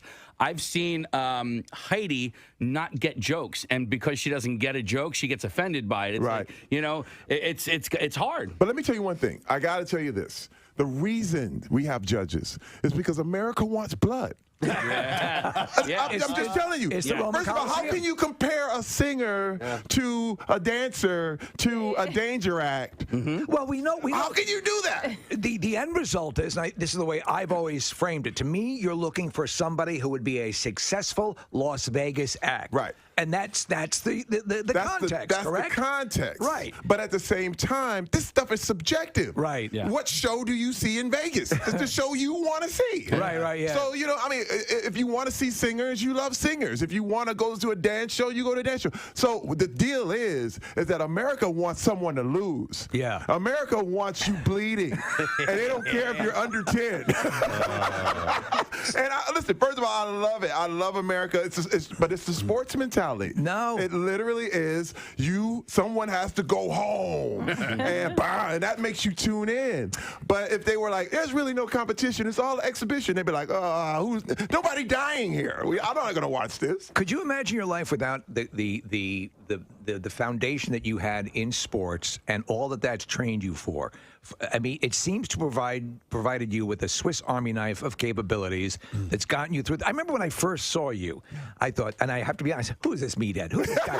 Who's this guy? And then I go, why is this meathead so funny? And then I'm like, why is this guy? Why is this guy? And then I realized this guy's talented. But you said you weren't funny, you weren't a comedian or so on and so forth. It seems to me okay, this is something I got to take on and tackle and work through. Sports had to be just an absolute essential part of what made you you. Yeah, first of all, it was. Yeah. Simply because in the locker room, it's like all versions of humanity. Right. You know what I mean? Right. I was funnier in the locker room than I ever was on these shows. We had so much fun hanging in the locker room and just balling and hanging and talking and really doing our thing. And the sport itself, however, a lot of that drama came with baggage. Right. You know what I mean? And my thing is, sports is good until it isn't. Yeah. It's literally one of those things where first of all, I love sports, I love entertainment, but I love people more. And when you use people in expense of the sport, like right now the NFL is going through a thing where all the older guys are going through it. And they're not helping them. There's so many guys that need help, man, mentally, physically. The NFL will literally deny that they cause these issues. You know what I mean? And that's my thing is just admit it, man, and let's just help them. Right. But my deal is, it's one of those things where I had to get rid of a lot of things that was bad and keep the good. Yeah. And sports can be very, very good, but if it's used in the wrong way, man, you will end up miserable. I believe it. One of the things, speaking of being talented, that we really weren't aware of was your artistic ability, and it was one of the before even sports, right? I mean, you were you sketch and painting, and were you a court sketch artist? Yes. Get out of here! I had an art scholarship before I had a football scholarship. Wow! I was looking at some of your stuff. It's really good. Oh, and why is it that court sketch room artists are usually so terrible? Yes, they are. It's a lot of it. You have to be fast. Yeah. But at the same time, you have to understand too. For me, I would have went the whole art route. but no one was going to pay for that. Like, starving artists is a real thing. Starving goes right before artists. I mean, name an artist who actually got paid while he was alive. Yeah. It's very, very rare. Right, they're celebrated after they found. Oh yeah, you've been dead 30 years. They're like, now he gets the million. Do you create every day? Yeah. Still, do you... I sketch all the time. Okay. Sketch all the time. What do you prefer? What is your favorite? People. I love sketching faces. Okay. Faces. But sketching people. over painting and all that? Oh, yeah. It's I just sketch because I have time for it, but I'll take it all the way. I mean, I will go do a full painting if I have time to do that. But when I was get cut from an NFL team, I would go back in the locker room and ask the players if they want their portraits painted. That's what I would do. And that's how I survived. Wow. They would be like, man, you pretty good, man. It's $5,000. But you know what? I would. Were you self-taught? No, I'm self-taught. Wow. But I would literally trick the guys. I'd be like, man, you need a painting. Look at you. You one of the most amazing players ever. Look at you walking around here all muscular and beautiful. Let me immortalize you. Yeah, you know, you're right, man. Here's $5,000. All right, thank you. You're a lefty. Marketing. You're a lefty, too. Oh, yeah. Left-handed, right-brained. I mean, very creative. It's just, it's my thing, man. It's always been my thing. I taught. Your stuff's really. I taught a class at Facebook. That was a photo from when I taught a class at Facebook. And you know what was wild? Some of the most talented people in the world. And they were sitting there, and these guys had degrees from everywhere. And I asked them to start drawing, and they wouldn't do it. Yeah.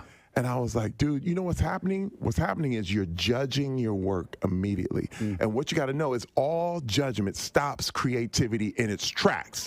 You have to just go. Right. And you have to do it. And you have to not care what people think. You have to not. But what happened was they were like, they wouldn't, before they started putting a pen down on the paper, they would look over at the other guy. Yeah, right. But this is what we do in life. Yeah, you're right. This is the mistake we make all the time. The stuff you always wanted to do. All that things you wanted to go for. You're over there looking at everybody else. Well, I'm not going to try it. What will everybody say? You know what? I don't care. I realize don't think about what everybody else is saying. Right. Just go for your gut. Go for that intuition. Don't judge yourself. There are two words I like to use when I find myself facing something I'm not sure I want to do, and it's just begin. Oh, that's just good. begin. Yeah. Oh, that's good. That's all you've got to do. Dude, if you start, all of a sudden things get done. And you know what? Because I'm a great starter. I am an excellent starter. But what I had to learn, too, is just and this is the thing, finish it. Yeah. Wait, just get it done, and then you can always change it. Because what happens is you get to start, and then it's not perfect.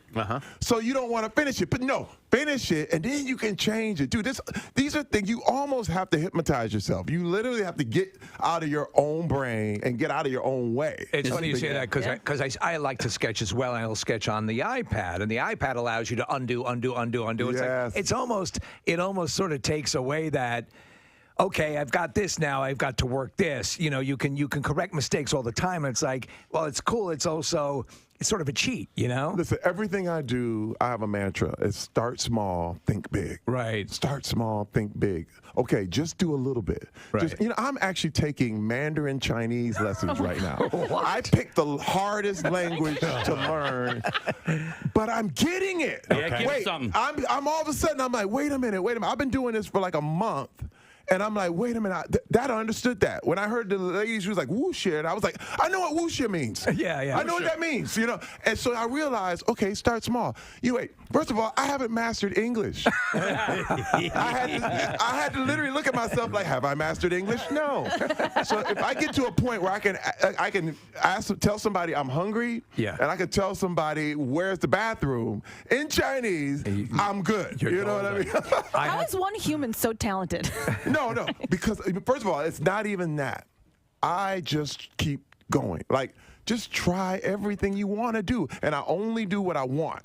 I don't do, if there's something I don't want to do, it's like, don't even worry about it. You know what I mean? You're going to be good. I'm sorry, go ahead, Preston. As I've aged, I've found that I need to be working on something. I need to be working on something that I can improve upon, something that's a bit of a challenge, and I'm loving it. I didn't realize this until just a few years ago, whether it be, working on a golf swing, or I'm a musician and I want to improve and to keep going on that. And I love having that. It's so satisfying. Yeah. First of all, listen, you've been talked out of your creativity, man. You've been told you're not creative. First of all, like you said, I'm left-handed. The world is a right-handed world, which deals with math and science. So all the arts are given as hobbies, but just half your brain. Yeah. So you have to me, I'm literally telling everybody, be more creative, exercise it, because you've been talked out of it a long time ago, and it's so satisfying. I built Legos like crazy. Yeah. So speaking of arts and stuff like that, so my daughter's in 8th grade. She's in school right now, so I can talk about her. What the arts has done for her has given her the confidence. Like, so she's in 8th grade, and she's having like the best year of her life, and it's all because of what she's been doing in the theater. And it's a very, very they just everybody nurturing, and everybody like loves each other, and it's just so positive. But like, she's getting that from the arts. That's right. Yeah, and she's been playing sports ever since she was 4 years old too. But look what at the schools they're taking the instruments out of schools.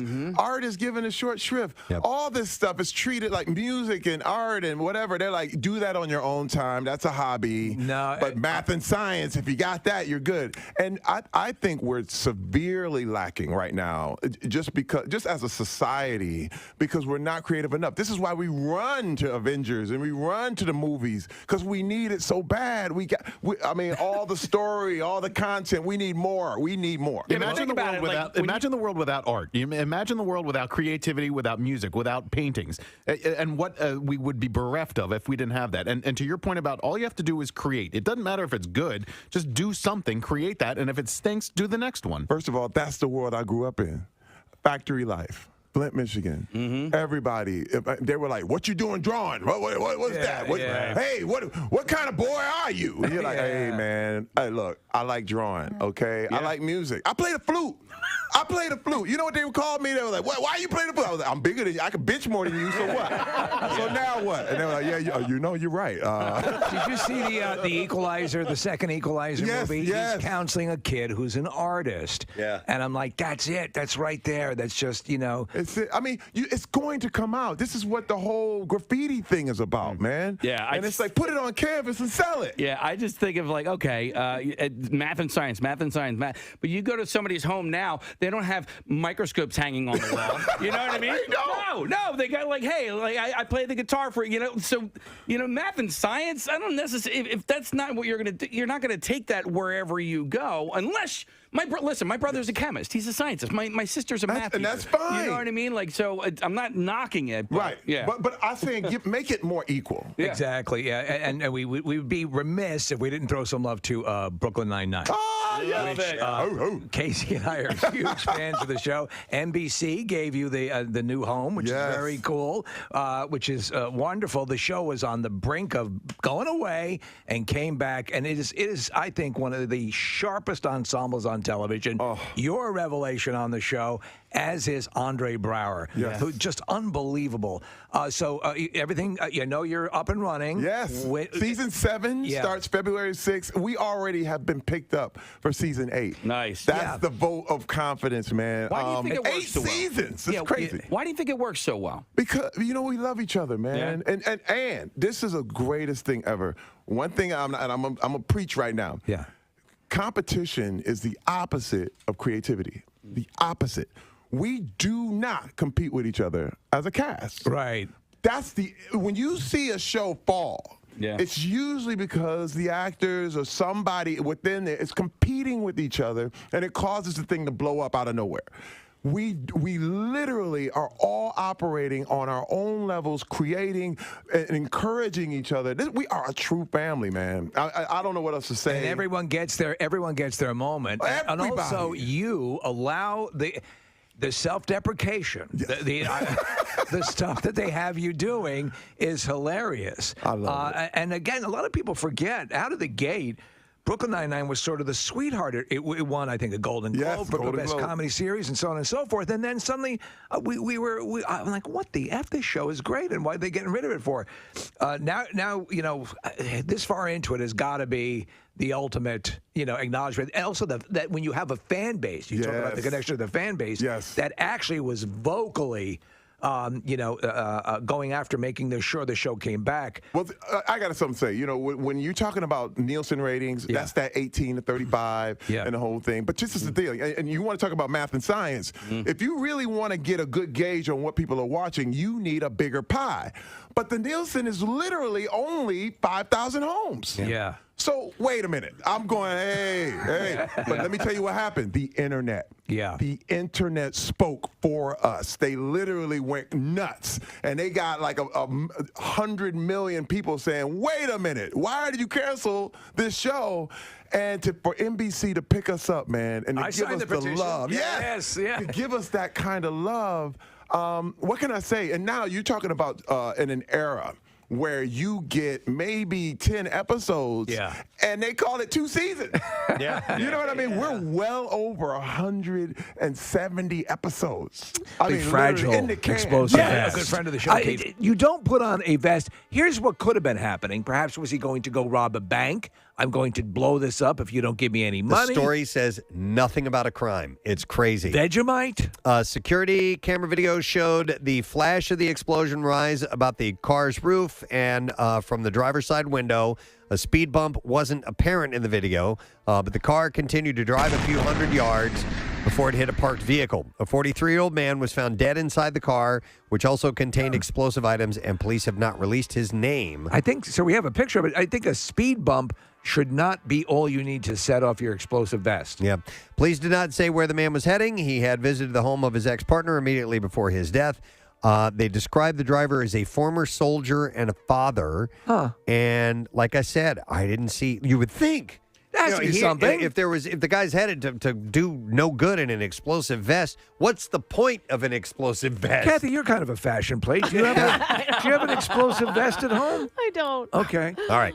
Moving on. I have a raccoon story now for you. We had a squirrel a moment ago. Meth, squirrel, explosive vest, and raccoon. This raccoon found itself in a tough position and then tried to escape. Animal rescuers in Florida had to help a raccoon that found itself on the third floor of a hotel before fleeing into the engine compartment of an SUV.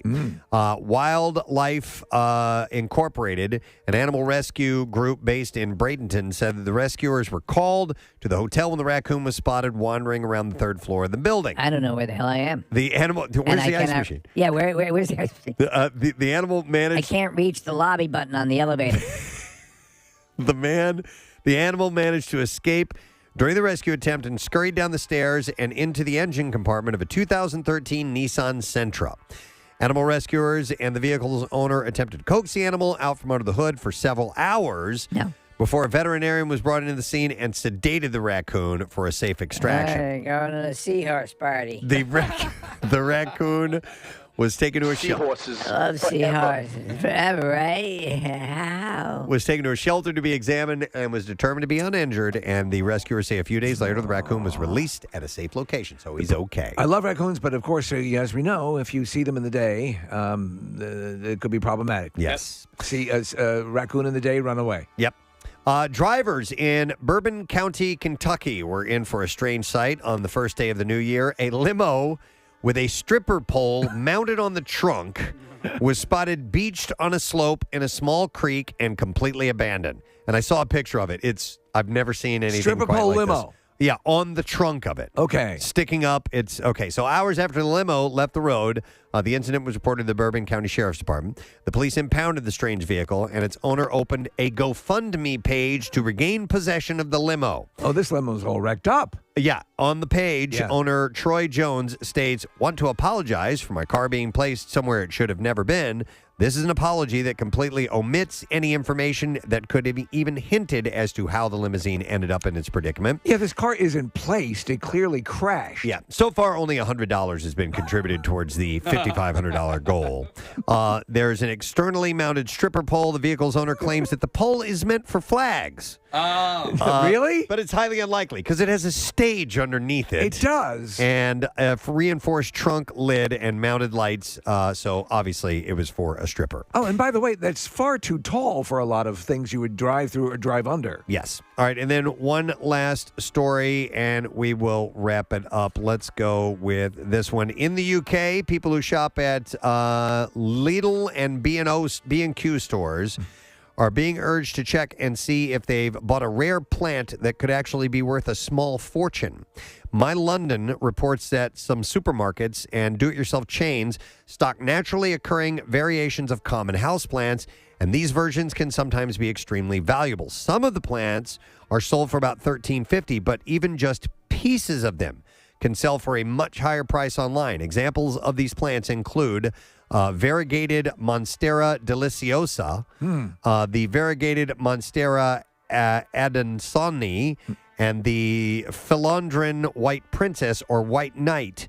And apparently these can go for like thousands of dollars. So a smaller piece of the plant is more worth more than the plant Well, itself? you can propagate them. So if you get the small piece, you can take that and then you can actually you can make more plants and then sell those. And that's part of the reason why they're so valuable. Some of these have actually been sold at 2 UK stores listed online for thousands of dollars, and they've been selling for really cheap. Well, that's which is pretty kind of amazing. interesting. Yeah. All right, and there you go. That is what I have in the bizarre file for you this morning. All right, let's take a break. Don't forget, we're going to have comedian Dusty Slay on a little bit later on. But we also have a chance for you to win tickets to see Tool, the sold-out show, Sunday, February 20th at the Wells Fargo Center. Text the word SECRET to 39333. You will be in the running for it when you receive that word. Hang on to it because we'll ask you to call in with that later on. Be back in just a moment. Stay with us. There's people who roll their eyes like, yeah, Mr. Positive. But first of all, it's true. Yeah. I'm not saying anything that's not true. No. And this is the deal.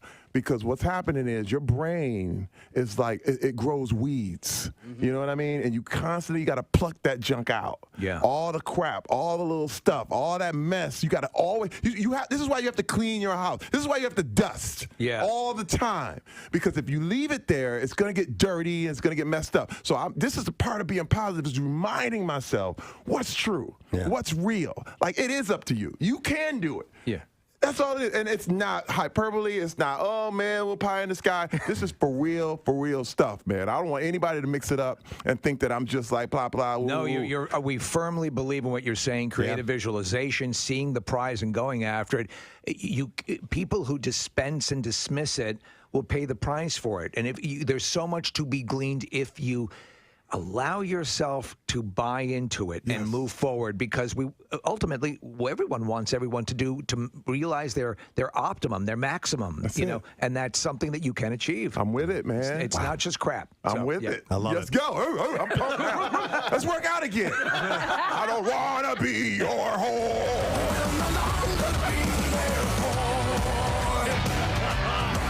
Perfect segue. Let's hear it for Terry Crews. Love you, man. Thanks for being here. Terry Crews. TV, they have billboards in the city now, and they're promoting the Flintstones are on at like 6 or 6:30 every night. I know, it's crazy. I know, it's so stupid that we're watching recanned show, but MeTV does it well. They do the Flintstones into the Honeymooners. I always hated the Honeymooners, but I loved the Flintstones. And they're the same show, basically. It's the same show, yeah. But I didn't like the Honeymooners because Ralph Cramden was an a-hole. Yeah. He just, Alice, I'm going to beat you to death with a hammer. Right. That's kind of what the implication. I mean, to the moon. If my dinner isn't on the table at 5:30, I'll punch you in the throat until you die. Yeah. To the moon, essentially, was that. I'm going to punch you to the moon. Yeah. The good old days. I'm going to throw you down the stairs and beat you with a sack of oranges. To the moon. They loved but it. not before I strangle you and rub a hot iron across your face.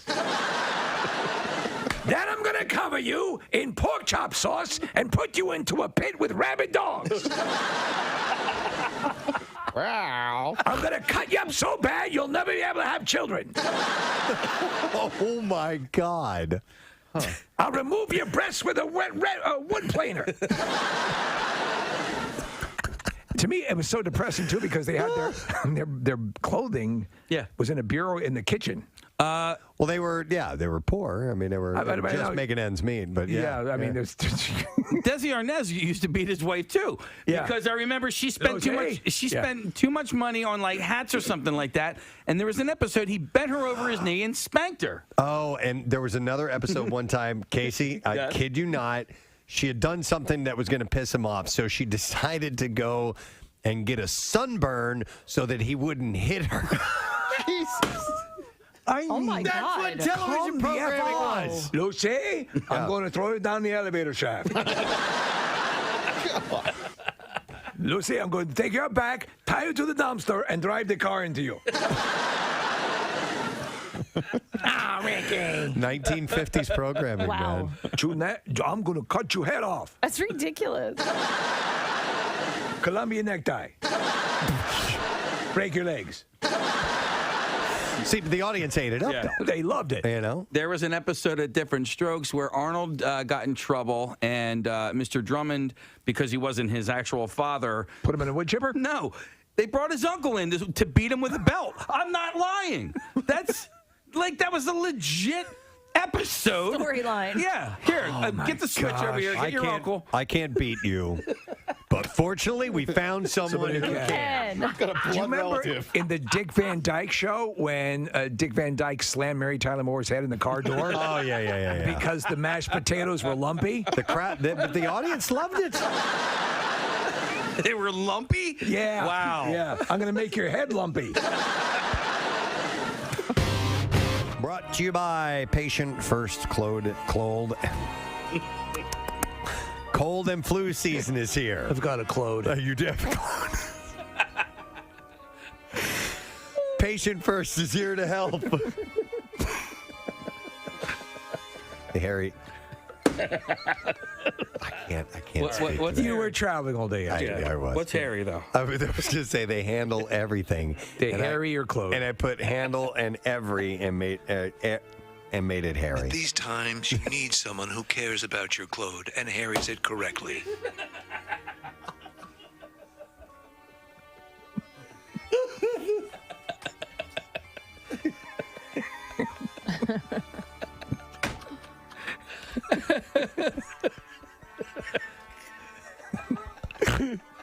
I'm sorry.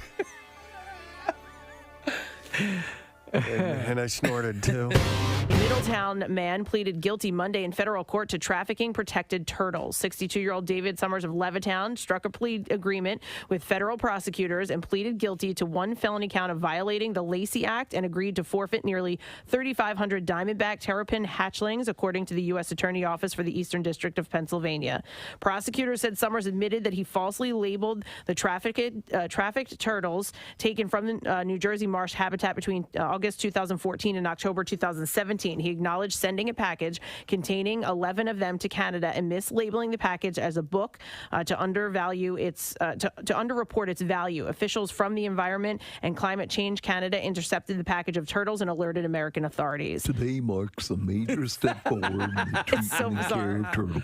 Do you know Dude, where this guy was making a ton of money? I had no idea they were worth that much. He made $500,000 over 3 years. Oh, my God. Yeah. Oh, I got to go It's ship better than turtles. cocaine. Shipping turtles. Yeah. Shipping turtles. All right, so wait, Do what you did, have my stuff? what did he get pinched for? Lying about it or just No, the shipping it in general? Yeah, the package. The Canadian government intercepted the package, and then they contacted the United They're endangered. States. So, yes, some of these You're not endangered allowed. exotic animals can draw incredible money. All right, so I can't go do that as a cottage industry. No. As long as I ship it and package it correctly. No, you can't. Doesn't matter. It's It just doesn't straight up matter. illegal. Okay. Yes. Summer's sentencing will take place on May 15th. The 62-year-old could be sentenced to as many as 5 years behind bars, 3 years of supervised release, a $250,000 fine, and restitution to New Jersey for the value of the turtles. Imagine you end up in a cell and the guy with you said, triple homicide. What are you in for? Turtles. I don't know where he's picking these things up at, but there is Turtle City when in you're New going. Jersey. All right, but when you're going into Wildwood, right? Yeah. Like North Wildwood, because I ride my bike there all the time. They have all these turtle crossing signs, which is great. Yes. But there's a huge wall barrier that is in the middle of the road, and I'm like, how do they clear that? They don't. Yeah, they yeah. don't. Like, so if you clearly know that turtles are crossing here, why did you put up a wall for them to just get smashed by cars? There's no opening in the wall? None. There's no sign, turtles go through here? No, and I don't think they can read No, either. that's Case, so these turtles are protected under New Jersey law and by an international treaty. They are not found in the wild in Pennsylvania, but where Summers resided, but they have a dwindling habitat range in neighboring New Jersey. So there are some in New Jersey, but it's completely illegal. And this guy apparently was, he worked for numerous Republican candidates in Bucks County in recent years and was previously a reporter. He previously covered news for the Trentonian, Bucks County Courier-Times, and the News Network, and also wrote for LevittownNow.com between 2013 and 2014. Not another turtle story, please. Seriously. I like turtles. Love them.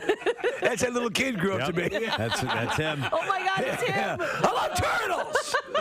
All that comes across my desk are goddamn turtle stories. I'm telling you for years. Couldn't you see the signs? You interviewed me when I was a kid. It was a cry for help.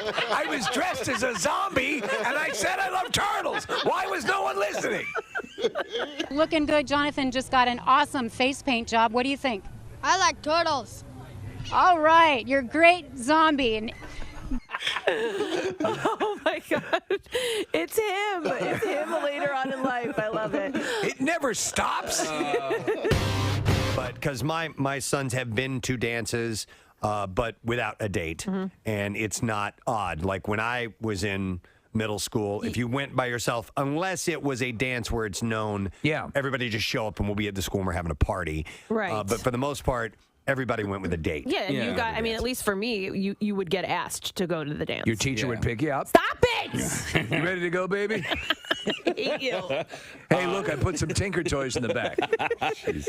Keep you occupied. Let's go to Maureen. Hello, Maureen. Our last song at our 8th grade dances was always Nights in White Satin. Nights in White Satin? Yeah, a bunch of eight. Yeah, how old are you? Breathe deep the gathering gloom. Right. Watch lights fade from every room. Maureen, what did you do in the poetic portion of that song?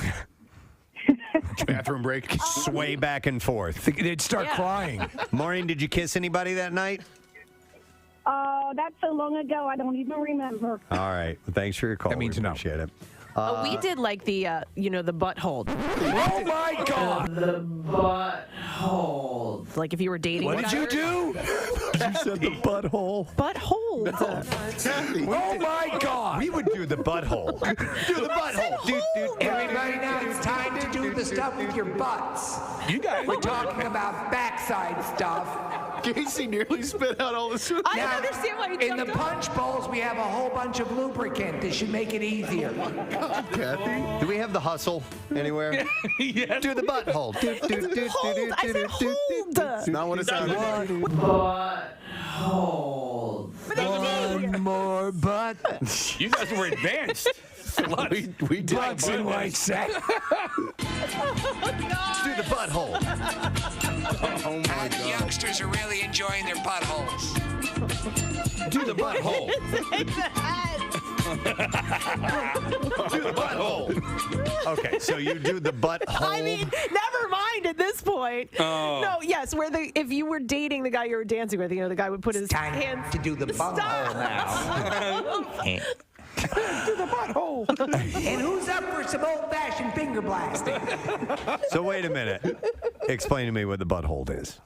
It's your Yes, Hang on, I the wanna hands hear would her. be, instead of on the waist, they would just slide down a little bit and hold the girl's butt. Grab the butt. Okay. Were you constantly under the watchful eye of a proctor or somebody who was? There was always teachers there, but I don't think it was as strict. They couldn't see everything. Right? It wasn't as strict as the nuns watching at those dances. Well, No, seriously. But that's why the St. Kevin's dances were so great, because they were so crowded that, like, all right, you can't. I'm too tired to worry about your butthole. The butthole. You said the butthole. Somebody had sent me a listing for a home that's on sale in Maple Glen. All the realtors are posting it on there. Oh, they are? Yeah. Okay, so there's 48 photos, and if you get to photo 31, you have to stop and go, wait a minute. What is that? What is that? So it's a beautiful home, by the way. Beautiful. What's for the style? a decent price, too. It's 5,000 square feet. Yeah. And it's gorgeously laid out. It's $750,000 for a home that looks like this. That seems like a pretty good price to me. It actually does seem like a really good price. Yeah. But when you get to photo number 31, you realize that they have a bit of an S&M dungeon in their house. But it's in like a beautifully Decorated it's almost like an executive dungeon. But I mean, it's decorated that way. Like it's not just little things maybe in a box somewhere. No. They had things built in their basement. Yes, and in fact, if you look at the bed, there are stocks. Yes. Like you would see when they would be punishing someone in the square where they have your head and your arms up in the stocks. If you were a witch. Yeah, exactly. And the bed has what appears to be, you can turn it into a cage if you want to. It has bars. There's also some sort of a rack in another picture that has all kinds of chains and leather and swinging things. And is there Wait a minute. You know what? Do we even know intern Mars's address? Is this her home possibly? Is the Star of David? Is that a? I don't know what that is. That might be. No, it's just a regular star. It's wooden. Maybe those are little links on there that you can chain someone up to. But when you see the picture of the front of the house, it's a beautiful brick house with a pretty red door. Suburbia galore. And then you get inside. But even the chambers, it's like nice. It doesn't seem like a dungeon. It's brightly painted. Yeah. It's well lit. It's very cozy. All right, thanks, guys. A couple of quick birthday shout-outs, if you don't mind. This one says, hey, guys, January 26th, my 40th birthday, and it's depressing. No. I dealt with a lot, and listening to your show helps lift me up every time. I've been listening since Y100, and the Bizarre Files are my absolute favorite. I can only listen between 8:30 and 9 now, and would love a nice long shout-out, and it would make my day. Thank you, guys. Keep on rocking, and that is from Kara in Allentown. So hopefully Kara's listening because it's 8:24. A few minutes early, but you got to do what you got to do. So a shout-out, if you would, please. And don't sweat 40. Yes. All right, Kara, it's all right. Life 50 begins at 40. Right. 50 is the one you got to. Yeah, right? It gets worse. Don't worry. 40's not so bad. It gets better. It really does. I turned 54 yesterday, and the delight of my day was the amount of underwear I got for my birthday. I was legitimately excited about it. Wait, yeah, why did you get so much underwear? I had asked for something. So, all right, listen, my sons and I, my adult sons, when we do laundry in the house, now the underwear is getting mixed up in there. And so I want my own underwear. So Rochelle bought me nothing but Tommy John underwear. And so that's your underwear. It's my underwear, and it's great underwear. It's by far my favorite underwear. It's goddamn expensive underwear. And so they have different. So I got like $400 worth of underwear yesterday. But you would never be wearing. I wouldn't be cool wearing someone else's underwear. I don't know why. It doesn't bother me. Yeah. It's gone through the wash. It's fine. So. No. Also, don't ever give me a hard time about spending money on anything. Because of the underwear thing? You got $400 worth of underwear. It's not cheap. It is good quality underwear. Well, he didn't buy it. Yeah. So it doesn't matter. It's still expensive underwear. All right. Also want to do this one. It says, hey, guys, my name is Susan. I'm Farmer Dan's girlfriend. Oh. His birthday is today, it says, though. That was on the 24th. That guy's the farmer. Do you know Farmer Dan? Yeah, he's a farmer. He's one of the biggest Preston and Steve fans ever. You might remember him. He has called in several times from the farm in Potter County, PA. Oh, yes. Okay. Anyway, he's my absolute heart. And if you could just shoot him a happy birthday on air, it would make his day. He and the goats will listen every morning. Thank you guys. Thanks so much. Love you guys. That is from Susan. So here you go. For Farmer Dan. And Potter County's upstate, too. It's so far. Yeah, Oh, he really? must be listening on the app or watching on YouTube or something. Nice. With the goats. And then I have another one for today. It says, good morning at Presbo. Can I get a shout out from my friend Chris? His birthday is January 26th. Longtime listener back in the Y100 days. We once teased Marilyn mercilessly at the appearance at the old 94th Aero Squadron in Northeast Philly. That was a mixer. Yeah. Yes. Remember that one? It was damn good. Yep. He's been to numerous blood drives and campouts. He's over 50. And actually, sharts are a daily concern nowadays. Many thanks. You guys rock. Ray John G in Bucks County. So this is for, Greg. It's G all right, in Bucks County. Bucksco. So here he goes. Shout out. And then this one is not a shout out, but I love this email that I got. It says, hey, gang. Just wanted to send a quick email thanking you for the great content and laughs over the years. I'm a truck driver and have been bringing the show along in the cab with me. Cool. Used to do beer delivery and would listen live, but since switched jobs to pulling double trailers overnight and became a podcaster. He said, I enjoy what I do, and though it's not for everyone, it's for me. Thank you guys for the companionship. and encouraging people to stay behind the stop line at intersections. Yes. He said, keep on keeping on. Chris Elgart. And then he goes on to say, P.S. I notice you guys think most truckers are gruffy, burly men. I'm 31 years old, 5'7", and 160 pounds soaking wet. A bit nerdy looking, actually. And we drivers come in all shapes and sizes. I like that. So thank you, Chris. Good for you, man. Appreciate that. And I told him to stay safe dragging that much weight around, man. That's a double trailer. Don't forget it. It's crazy. Yeah. Wow. All right. I have a few stories that involve some studies and statistics and so on. So that means we need to go to the experts at the Just Saying Institute. The Just Saying Institute, home of the recently opened butt wiping direction research. That's cool. That's great. They can finally determine the data that we really need. They study everything. Everything. All right. I found the headline for this kind of interesting. It says, study. That's enough. Men who catch a glimpse of a woman overestimate her attractiveness. Wait, say again. Men who catch just a glimpse of a woman overestimate her attractiveness. Like it's they're constantly looking for a hot girl or something. Well, and I also believe that our minds are probably wired to fill in what you want to see. Yeah. It's the you guys have heard the phrase she's good from far but far from good. Yeah. Exactly. Yeah. There's also somebody who's like 50 yards away, and you're like, oh, okay. 25 yards, 10 yards. Retreat. There's the occurrence where somebody is attractive for the room. So you can walk into a room. Oh, yeah. And that person is the most attractive person in that room, and then you get them in a room of other attractive people, and you're like, maybe well, not so much. You know what? I was with these guys playing golf, and this guy was giving this other guy a hard time about. He's like, man, he thinks she's really hot and so on. She's not. And I go, here's the deal. She's hot when she's the hottest one in the room. And the guy stopped and thought about it. He's like, you're right. Yes, you are correct. And that's fine. And that's on a surface level. That's, once you get to know the person, they can either become more attractive or less attractive. Right. That's without or question. horrible. Yeah. Do you think women, Kathy, do you perceive, would that hold true for you, that you women will fill in what they want to see? Will they automatically for assume? a guy, or you right mean for a guy? Yeah, for other women. I think so. I think It's that's a natural inclination, right? Yeah, you're. If you look, then Right. and it's not perfectly clear. Sure, why not? But it says men who catch a brief glimpse of women Were are you much. looking at me from afar? It was Bill. No, I wasn't, Bill. Men who catch a brief glimpse of a woman are much more likely to overestimate how attractive she is compared to when a woman glimpses a man. So the data says we do no. it more than women Well, do. we are also based more on the visual. That's the way. Yes. Since as a species, that's the way we have been wired. Yeah.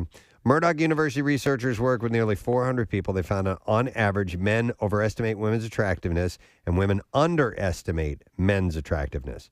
Researchers note that when people have only... I couldn't help you notice that you were looking at me. You like what you see? Oh, God. It's going to cost you a Red Lobster dinner suite. Oh, my God. How could I have misread that so much? Couldn't help it.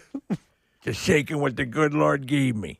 Researchers note when people have only incomplete information about a potential partner. I thought she had two legs. They must make inferences about their desirability, leading to possible errors in judgment. And yes, we fill in with hot stuff. What we want to see. You know what? It's funny because a lot of times you talk about those guys who are always assessing women.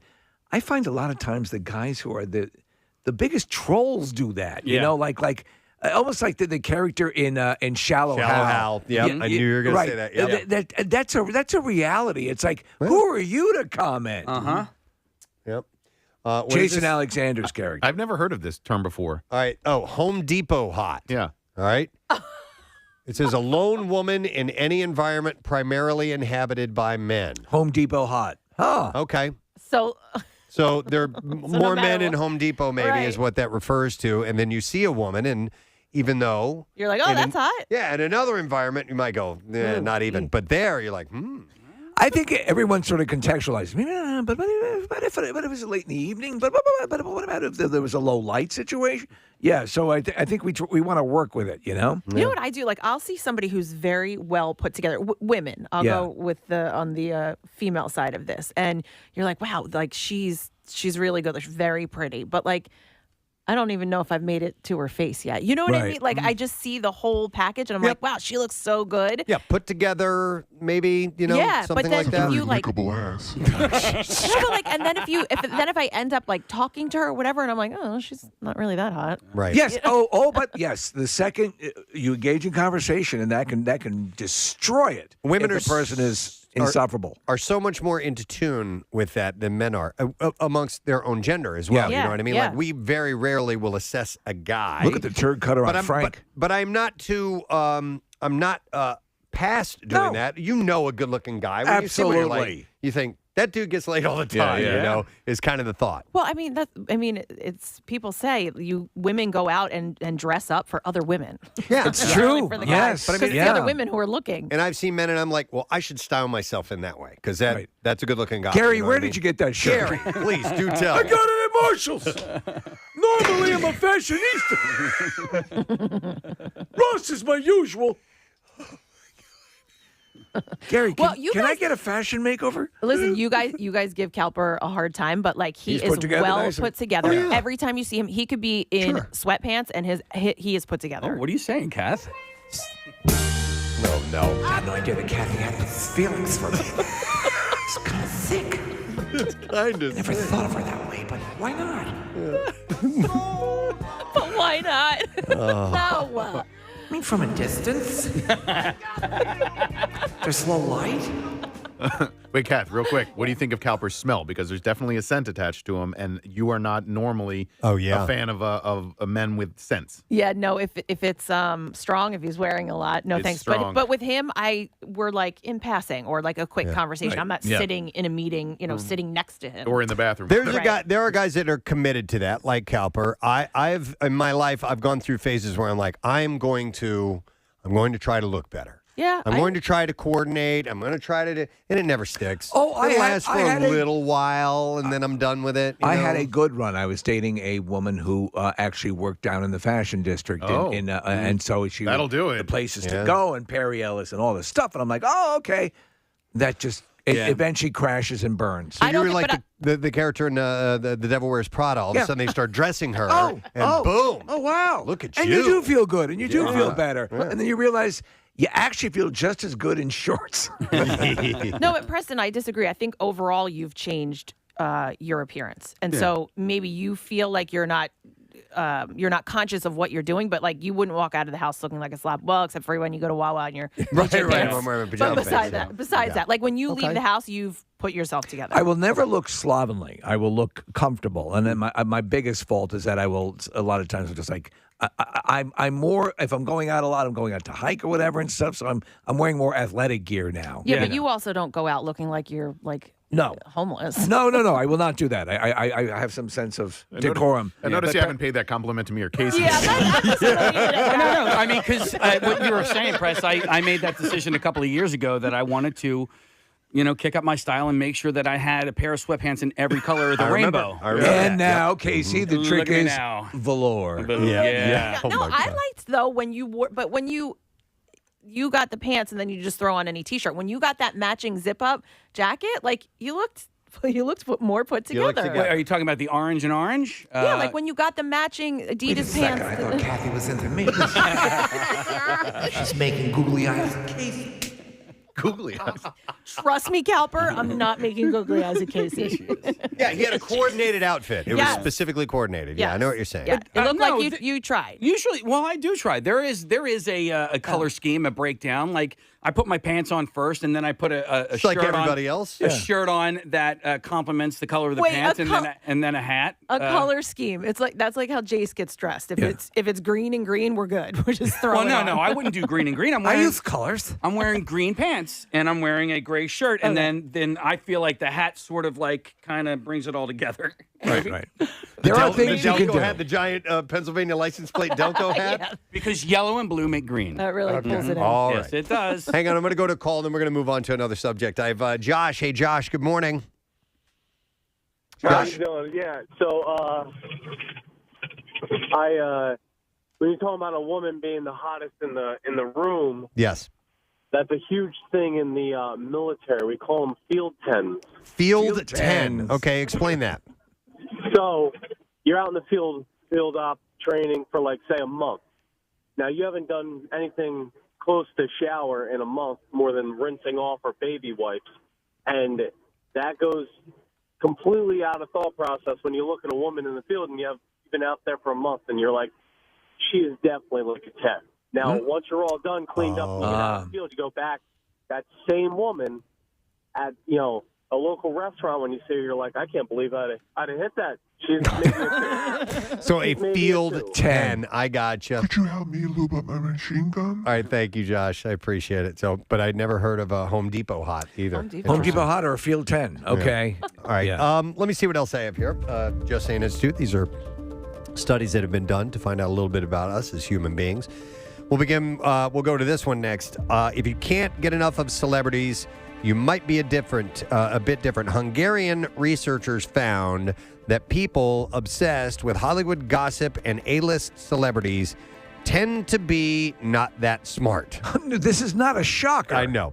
The study was published. This is from the country that invented goulash, correct? Yes, late last year, and it reads in part, there is a direct association between celebrity worship and poorer performance on cognitive tests. I think that there are so many things that I think become a drug, like the fascination with celebrity culture, with, again, we talked about being on the phone, and just losing yourself on different apps. There's a lot of things these days that can dumb you down. Still, researchers could not determine. And mind you, I do the Hollywood trash. Yeah. And I do the report. Now, listen, part of that is poking fun and getting a kick out of that, as opposed to really investing. Did you hear what happened with Brangelina? Your emotions into stuff like that.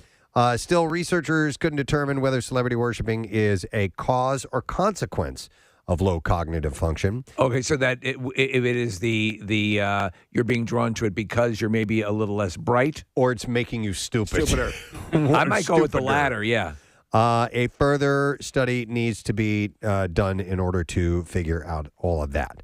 So if you are really invested in the celebrity world, maybe pulling back a tiny bit. If you want to see that, just the epitome of that, watch the show Extra in the evening. It's Billy Bush is on it, and the woman who runs the whole thing has had so much plastic surgery, and they're all like just field reporters for Extra, but every one of them acts as if they are a major celebrity themselves. What about TMZ? TMZ is annoying for a multitude of other reasons. They do some legitimate journalistic work on some stories, but you know how they have those kind of average person field reporters of sorts that check in? They just sit around. And they're really investing their time into what celebrities are up to. Outside of a passing of a celebrity, I'm trying to think of the time, the most recent time where I was actually invested in one of these stories, and I can't. Like somebody getting, a marriage or a breakup or whatever.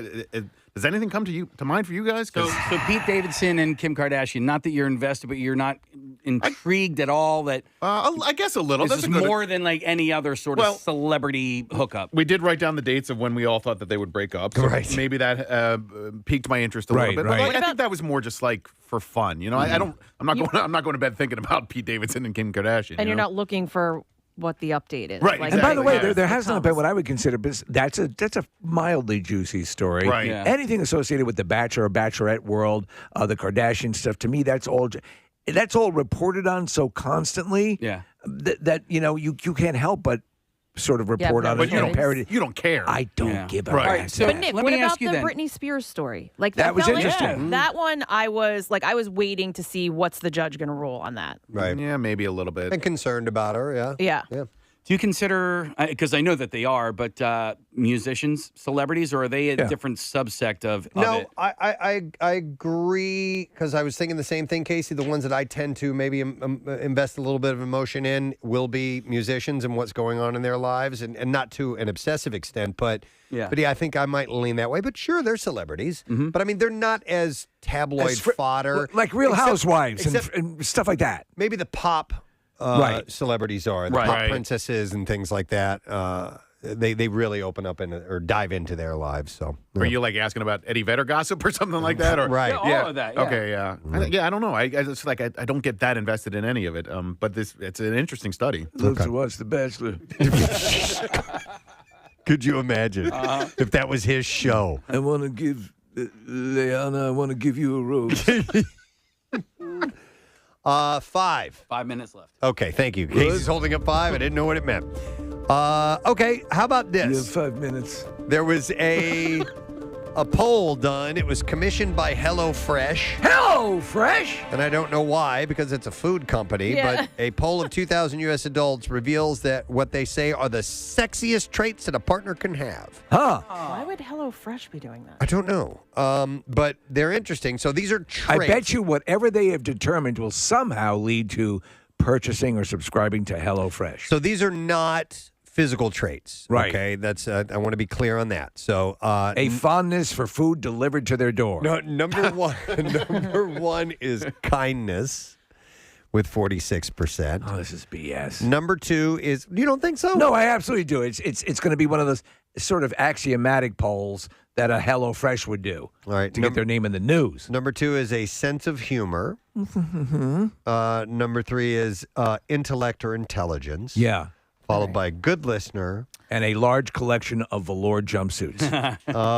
Confidence. All right. Thanks, HelloFresh. You really Oh, wait a minute. The next one cracked the is story on this one. the ability to cook. That's it. And what's below that? Huge dong? Similar political views. No, there's no physical. No physical. Oh, no stuff. physical. It's I'm all, sorry.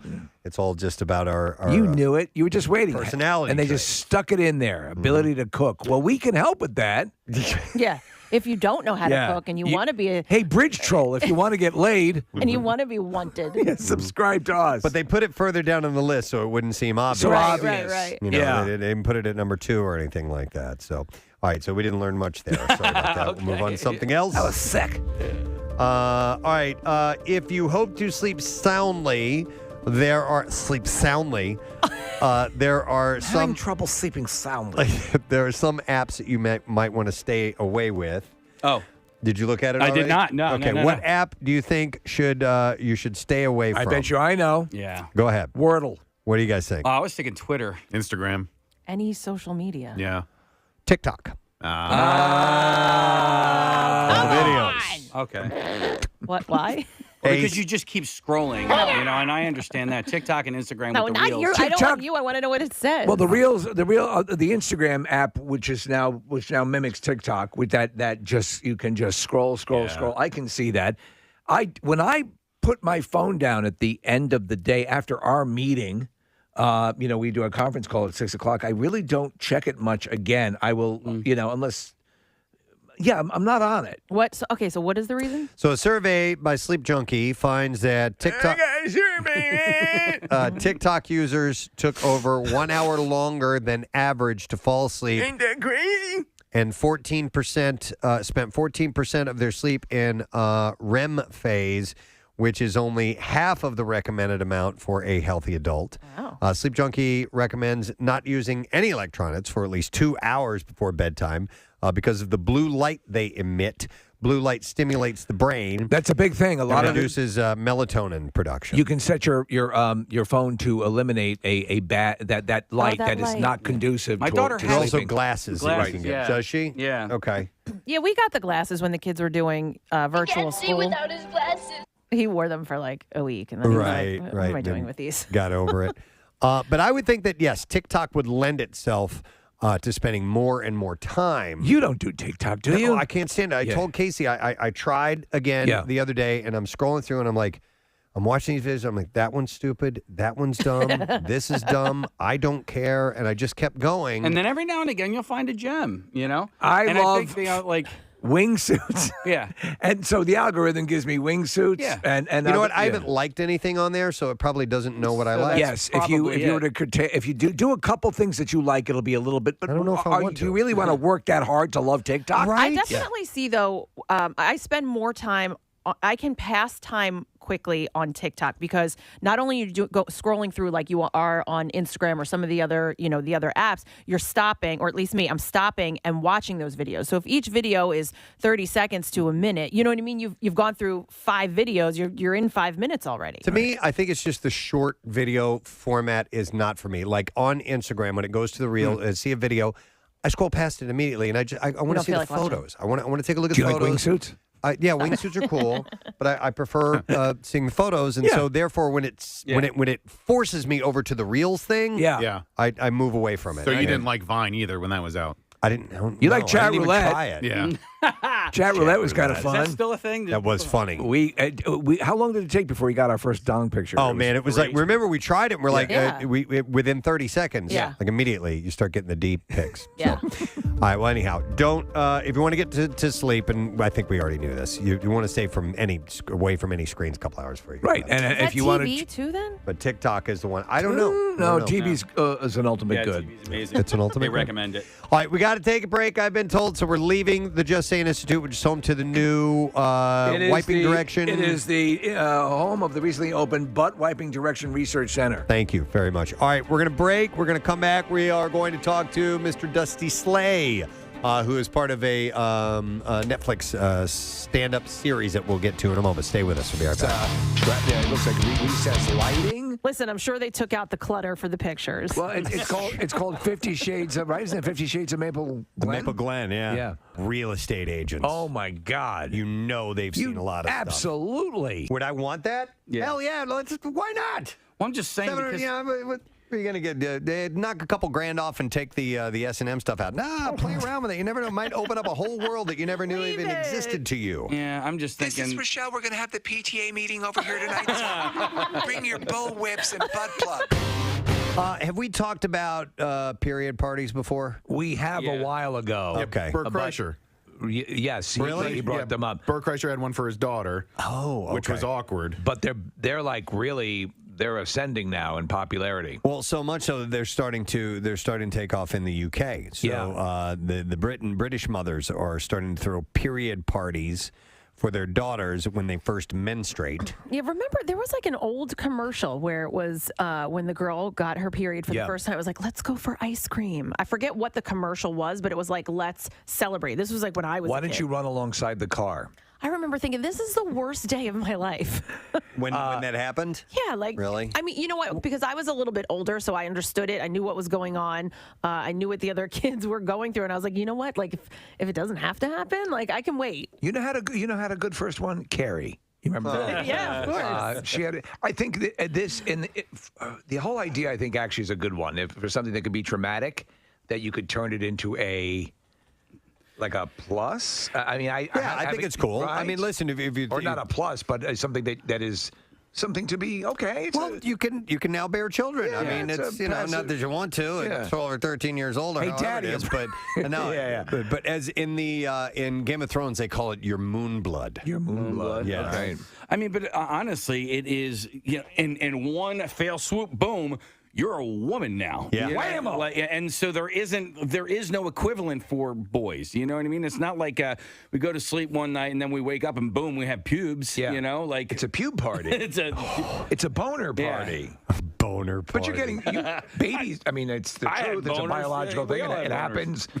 What did you just say? I said I had, like, as if I'm the only guy here. No, we all got boners when we were You can have boners in the womb. Yeah. Absolutely. You can. Fetuses have boners. Yes, there's proof. What? Picture proof. Let's continue talking about hygiene. Please. But we all need it. In a different orifice, we'll talk about your mouth. Oh, I thought you were going just on flipping us over. Oh, the butt. No, we're not going to talk about We'll go from butt to mouth. We could. I mean, I'm sure we could find something. I like that sense that the mouth, that the toothpaste and everything's been rinsed out and washed out and whatever I've dislodged is out. I haven't gone to the dentist in over a year. Oh. I knew you were going to find that repulsive, Kathy. Oh, teeth are probably so gross. I had an appointment and then something came up. Something suddenly came up. And then I had to cancel the appointment and I never rescheduled it and I just got lazy. And it usually takes, like, they have a long wait usually. And I don't like going to the dentist. Even And I just like for a my clean? dentist a lot. He's a really nice guy. What's that? Even just for a cleaning? No, because it's never just a cleaning. It's always, what's this? Or, let me pick at that for a minute. Or here, we need to take some more pictures. Shove these uncomfortable things in your mouth and bite down for a little while. Here, put these wax lips in. I hate that. I hate that. I hate the x-rays. Ugh. I love going because I don't have a lot of, no, but I don't have. Because Kathy, they make when compliments. she smiles. She likes to go Everyone, anywhere. come in here quickly. Look at these beautiful teeth. It's not enough that she has a perfect vagina. No, I like the feeling that my teeth are that clean, as you can imagine. No kidding. You have beautiful teeth. Hey, Kathy has the perfect mouth, the perfect vagina, Do we assume that the other one is perfect too? I can only assume it, that her proctologist is doing backflips. Yeah, has anybody ever commented on your butthole? They've commented on every other orifice. Oh my God! Look at this thing. It's unbelievable. I like how you pointed at it when you told Red my butt. Did she? Yeah. My butthole? This? My butthole, Preston? Is that what you're talking about? My perfect butthole? We have to do something now. Oh. All right. It's a little thing that we put together that's going to involve you having to put on a blindfold because we have a mystery guest. Mystery guest! Okay. I love mystery guests. Perhaps the most mysterious mystery guest of ever. Really? Yes. We won't go any further than say that. You think he'll get it? I think so, yeah. All right. So we need you to put on your blindfold, please. All right, take those glasses off. All right, hang on. All righty. Yay. So. All right. So again, so one more time, repeat. All right. We're playing 100 questions. 215. 20 questions. 215-263 WMMR, the number, by the way. This is 20 questions for Preston, and it's questions 1 through 5, 6 through 10, 11 through 15, and 16 through 20. All right. And then not at all. All right. Is the person in the room now? No. In fact, if we could bring our mystery guest into the room. I am blindfolded. I can't see anything. I always get nervous when we do mystery guest. I don't know why. It's always hard to get somebody to agree to this. Yeah. Because, how are you? It is hard to get somebody to agree to do it, and then sometimes we'll eat up half the interview trying to figure out who the hell it is. Right. All right. If they've only got like a 10-minute window. So, all right, so if this person is here, then they have more time than that, which is good. They're here, and we will be able to spend some time after Preston, which is good news. Okay, so I'm going to use the high-pitch process to hide this voice, which I think we'll do a nice masking job. So we're going to begin, Preston. Again, yes or no. And you're going to have enough time to sort of narrow it down and ask our mystery guest your first question. Okay. Have we ever met in person before? Yes. Oh, okay. Do you live in and around the Philadelphia area? Yes. Okay. Are you a public figure? No. No. Oh, wow. Okay. Wait 1 second. Wait, was that Steve? That was Steve. With the processor obviously still on. People. Ask that question again. Are you a public figure? Yes. Okay. He's modest. His answer might have thrown you, and How many questions is that? That's three. That's three questions. All right. So you're a man. Steve just said he, by the way, so I got that. Oh, man. Ooh, little one out of the way. Are you in... is your profession in journalism? Yes. Ah, okay. Do you appear regularly on television? Yes. All right, wait. That's 5 questions. Do you have a guest real quick? Yeah, I do. Okay. Matt O'Donnell. No. Wow, okay. All right. Did I get the wrong network and piss somebody off? No. You're good. We wouldn't do that to you. All right. Mike Monsel's on line 4. Let me tell you, your mystery guest is very good-natured. He's smiling, so. Okay. All right. So it's not Matt. It's someone I've met in person before. They're on TV. Journalism. You can ask more questions. I'm going to. I'm just trying to figure out where that might lead me in my next question. Would we consider ourselves, or do you consider me a friend of yours? Yes. Oh, okay.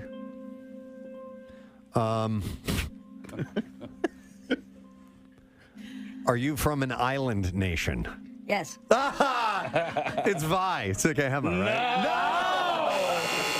Oh, Really? God, you're getting there so close. Oh man, who the hell else is from an island nation? You can think broader. This person may be, I think, more famous than you're thinking. Oh, wait a minute.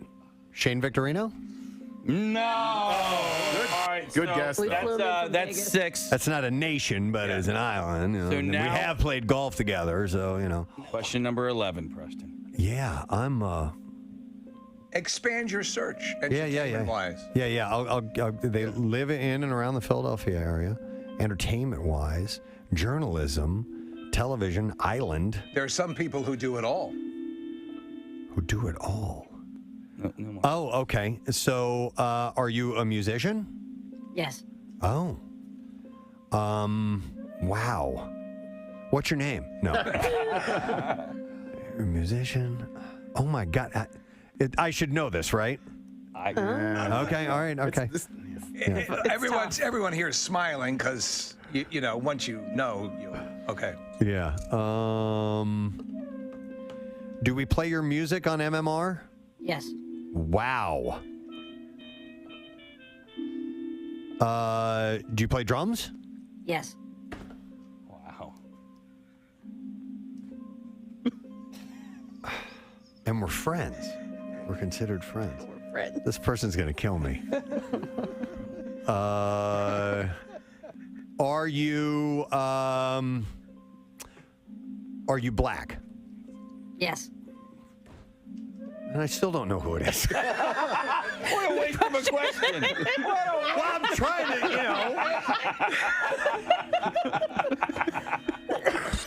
More famous than I have been leading on to. We're considered friends. I mean, if I were to liken this person, I'm just going to give you a little help. Okay. It's kind of like a Swiss Army knife of capabilities here. This person's going to kill me. I thought you'd be better at this, Preston. Dude, I suck at this.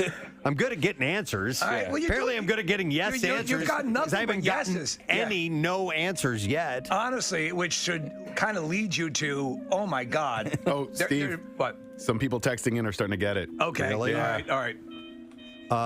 Well, it's not Questlove because we're not friends. Yeah, that's true. And Another guess? I mean, another question. I got. Yeah, but what's going to help narrow it down? That's the thing that I'm trying to. Maybe other Trying to get to. capabilities, other talents. Okay. Yeah, but what? Do you like to eat? Yes. All right. Do you cook? I mean, like, would people know you for your cooking? Yes. Really? Jesus, none of this is helping me. Why are you don't know the cooking drummer? I mean, honestly, I journalist thought drummer. by this time. I know. But keep going. The island cooking journalist drummer. How could you? I mean, come on. Black How can I drummer. not? How can I not get it? Yes. You are on the film board. I'm going to help you with that. Oh my God, you're right. Okay, I am on the film board. You're an actor as well? Are you an actor? Yes. Oh, okay. Philadelphia actor, black drummer. You have 3 questions left, Russ. Really? Yeah. I'll give you another hint. It's the person who texted in Black Tommy Lee. That's wrong. It's not Black Tommy. Oh, that helps a lot. Yeah. Acting. Dude, I'm drawing a blank. Are you giving up? No. Ask a few more. Okay. Maybe some projects or styles of acting roles, movies. You guys are just trying to give this away, aren't you? Well, I mean, I know me. he's dying because I know Preston knows it, but he just go ahead. Acting roles. Do you do? Are you mainly known for comedy acting? Yes. Really? It didn't help. Dude, we didn't even use a voice processor there. Did that give it away? Tried to help him, Did you hear the voice? He's gonna know. It didn't give it away. No, it didn't give it away. Oh, man. Don't use the voice processor. Do you have a new movie coming out soon? Yes. Last question, Preston. Oh man, you got it. Man, I don't know. Come on, Preston. This is terrible. Is everybody getting it right on the text? Yeah. Everybody's narrowed it down. And have you been in our studio before? Yes. You have. That's your last question. You should know. I know. I don't know. I don't know. You don't know? Wait till you see him. I have no idea. All right, Preston. Damn it. Take off your blindfold. I can't even see. Wait a minute. Preston, this is one of the construction workers in our building currently. He said yes to every question on purpose. You suck. I don't even know. What is your name? What's your name? Chino. Chino was good enough to do this. Oh, my God. We had a whole bunch of stuff planned, and it fell through. All right, thank you, Kathy. Our next guest is on to, we're just talking about Season 3, The Stand-Ups, which is now available on Netflix. He is a part of that, and he's checking in from Nashville, Tennessee this morning. Please welcome Dusty Slade to our All program. right. Hey, We're having a Dusty. good time. Thanks for having me. You bet, man. You from Tennessee? I'm not from Tennessee. I've lived here for about 8 years now. I grew up in Alabama, and I spent about 10 years in Charleston, South Carolina. Okay. I've been to all of those locations. What part of Alabama are you from? I grew up in a town called Opelika, right next to Auburn University. Okay. All right, It's a hot city. I'll bet. Got a lot going on. I've played golf in Alabama a few times. The Robert Trent Jones golf trail is down that way, so I've bopped around. Golf Straight courses. through Opelika, the Robert Trent Jones. And I had an interesting experience. I was in a bar in the evening, and I went in to use the restroom. There was one other guy in there, and he's by him. I'm in the stall. He walks in to use the urinal, and I swear to God, hey, we're just me and him are in there, and he just goes out of nowhere. You don't even know he was talking to me. He just goes, "I love college football." All right, that's what I'm talking about. That sounds like It's my Alabama experience. Oh, my God. Man. Yeah, I mean, what a better time to bring it up. Right. Right. Hey, and speaking of football, so listen, I need to find out if this is true or not. You and Casey were talking off air about one of the things, you've never been to Philadelphia. You've never performed here in Philly. And I'm curious if this is true and if this is the reason behind it. But I heard that you might be a little scared of our city because of something your father-in-law told you about Philadelphia. Is that true? There's many reasons that I think. I came through Philadelphia one time and I tried to order. I wanted to get a Philly cheese, and I'm told it's a Philly cheese steak in Philadelphia. Right. And I was so terrified to order it from the guy. It was so aggressive. Yeah. But I got it and it was delicious. But yes, my father-in-law is Canadian, and he went to a Eagles game. And he got some tickets in the upper deck, and he said it was the most terrifying experience he ever had.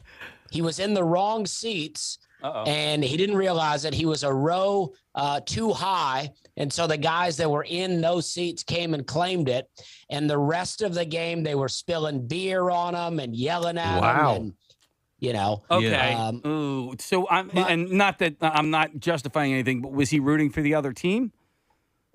I don't think they were rooting for a team at all, but maybe that was the problem. They were just there to enjoy some American sports, and they got a real American taste. Listen, I'm a lifelong Eagles fan and a season ticket holder for as long as I can remember. And there is one thing about fans sometimes that bother me, and it's the fact that sometimes they think they have to act this way rather than they just act this way. You know what I mean? And I'm like, you don't have to be a jerk, or you know what I mean? Like, I had these guys fighting. There was like a fan fighting, behind me at one of the games this year. I'm like, well, why are you guys doing this? Like, I just, I don't understand. But I'm not scared, so you shouldn't be scared.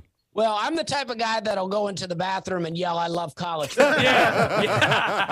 And so you're I love Alabama, right? So I've been rooting for the Eagles this year. I was happy to see Jalen Hurts. Yeah. And I'm into it. I don't know if you guys like him or not. I don't know how well he did, but I was rooting for him. Listen, it's all we were just talking about the interesting sports history here in Philadelphia, and one of our teams has just gone through a very lengthy losing streak. So. We can adapt. We can roll. There's a purity, I think, to Philadelphia because, in some other states, like, for example, New York, they have multiple teams per sport, and so you can do a lot of bandwagon jumping. I think here you get what you get, and you got to just take it and roll with it. You know what I'm saying? Yeah, I'm into it. I mean, I like the city. All cities scare me. I mean, I grew up in a small town in the South, and I thought everything above the Mason-Dixon line was crime and robbery. and then I traveled the country now, and I learned that most places are all the same, but the cities still scare me a bit. Well, you were a trailer park you were raised in, right, for the early part of your life. Yeah, and and trailer parks got their own fears, but I'm used to those. Well, I'm used to meth and domestic abuse. But. Well, listen, here's the interesting thing is a lot of those like trailers in a trailer park, a lot of the state of the art stuff is pretty cool. And some, now you can have a trailer like Mickey Rourke has in The Wrestler, or you can have something that's a little bit higher end that maybe John Travolta graduates to in Urban Cowboy. So where did your trailer fall in that range? Well, I think we're probably somewhere in between, I mean, we're probably more Urban Cowboy than Mickey Rourke. Okay. I think. We always like John Travolta at the house. But yeah, I mean, we had a trailer in the 80s and 90s. I mean, we had a pine tree limb crash through the roof one time, and that leak never got fixed. It always dripped. We had a bathtub fall through the floor. We had, but all in all, it was a lot of fun. We had hurricane come through one time and throw a couple of trees down on it. We put a tarp over it, lived in it. We had a good time. I never got ice cream growing up. My mom used to just pour milk into a bowl, and then she'd call me into the room and go, "Well, you're too late."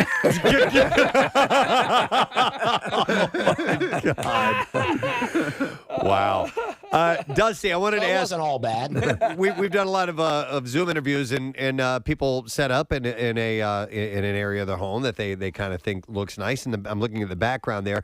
You have some very old photographs on the wall. Yeah. Can you tell us a little bit about what that is? Well, I got both of these at a thrift store in Arkansas. I got the old family there. I actually have a family photo that they say is my great-great-grandfather, but that's not them. This is a thrift store family from Arkansas.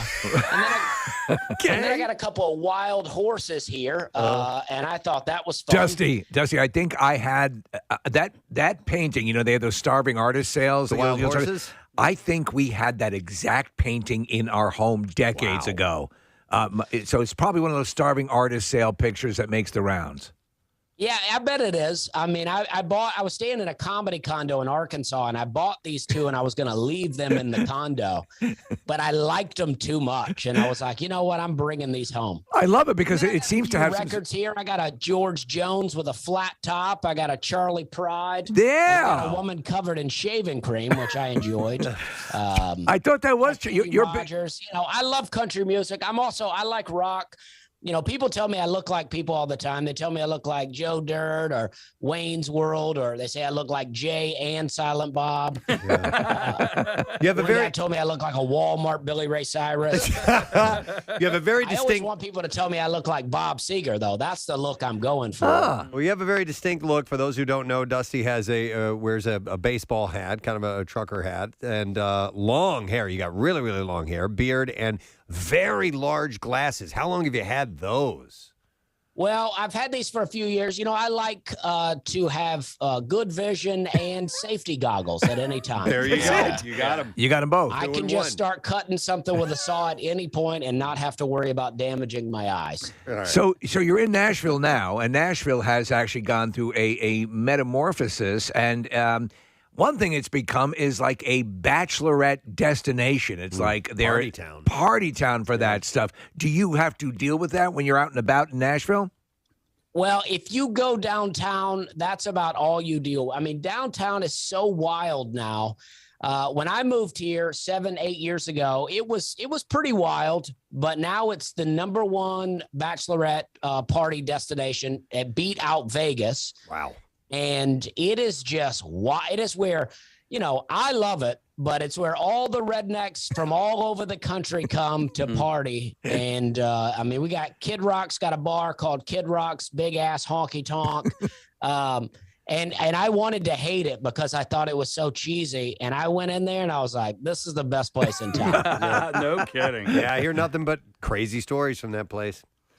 Yeah, and then you got places like Robert's Western World, which is the old school. It's the fiddle, it's the stand-up bass, the steel guitar, all the old school country. I mean, cool. Nashville's got it all. We got blues, and it's the best. Yeah, but based on your profession, you're probably not there most of the time for these bachelorette weekends because you're working the weekends.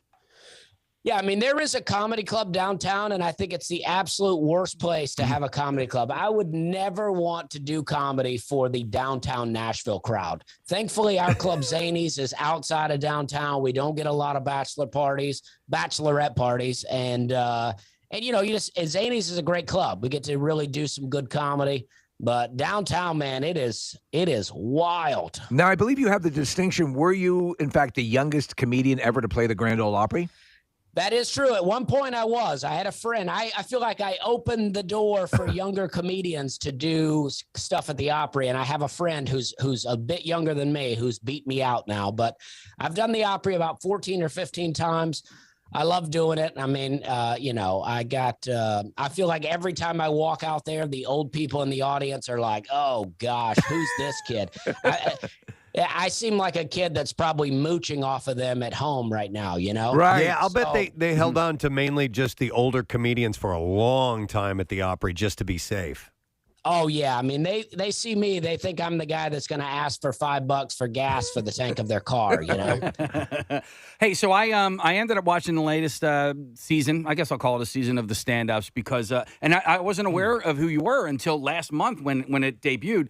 I'm a big fan of Mark Norman, and I know Melissa Villasenor. And then I just, based on what you look like, I was like, all right, let me see what Dusty Slay is all about. And I got to tell you, I loved your half-hour special. I thought it was great. And it just, and I love how, like, the first thing you do when you come out there, you let us know that we're having a good time, just in case we didn't know that yet.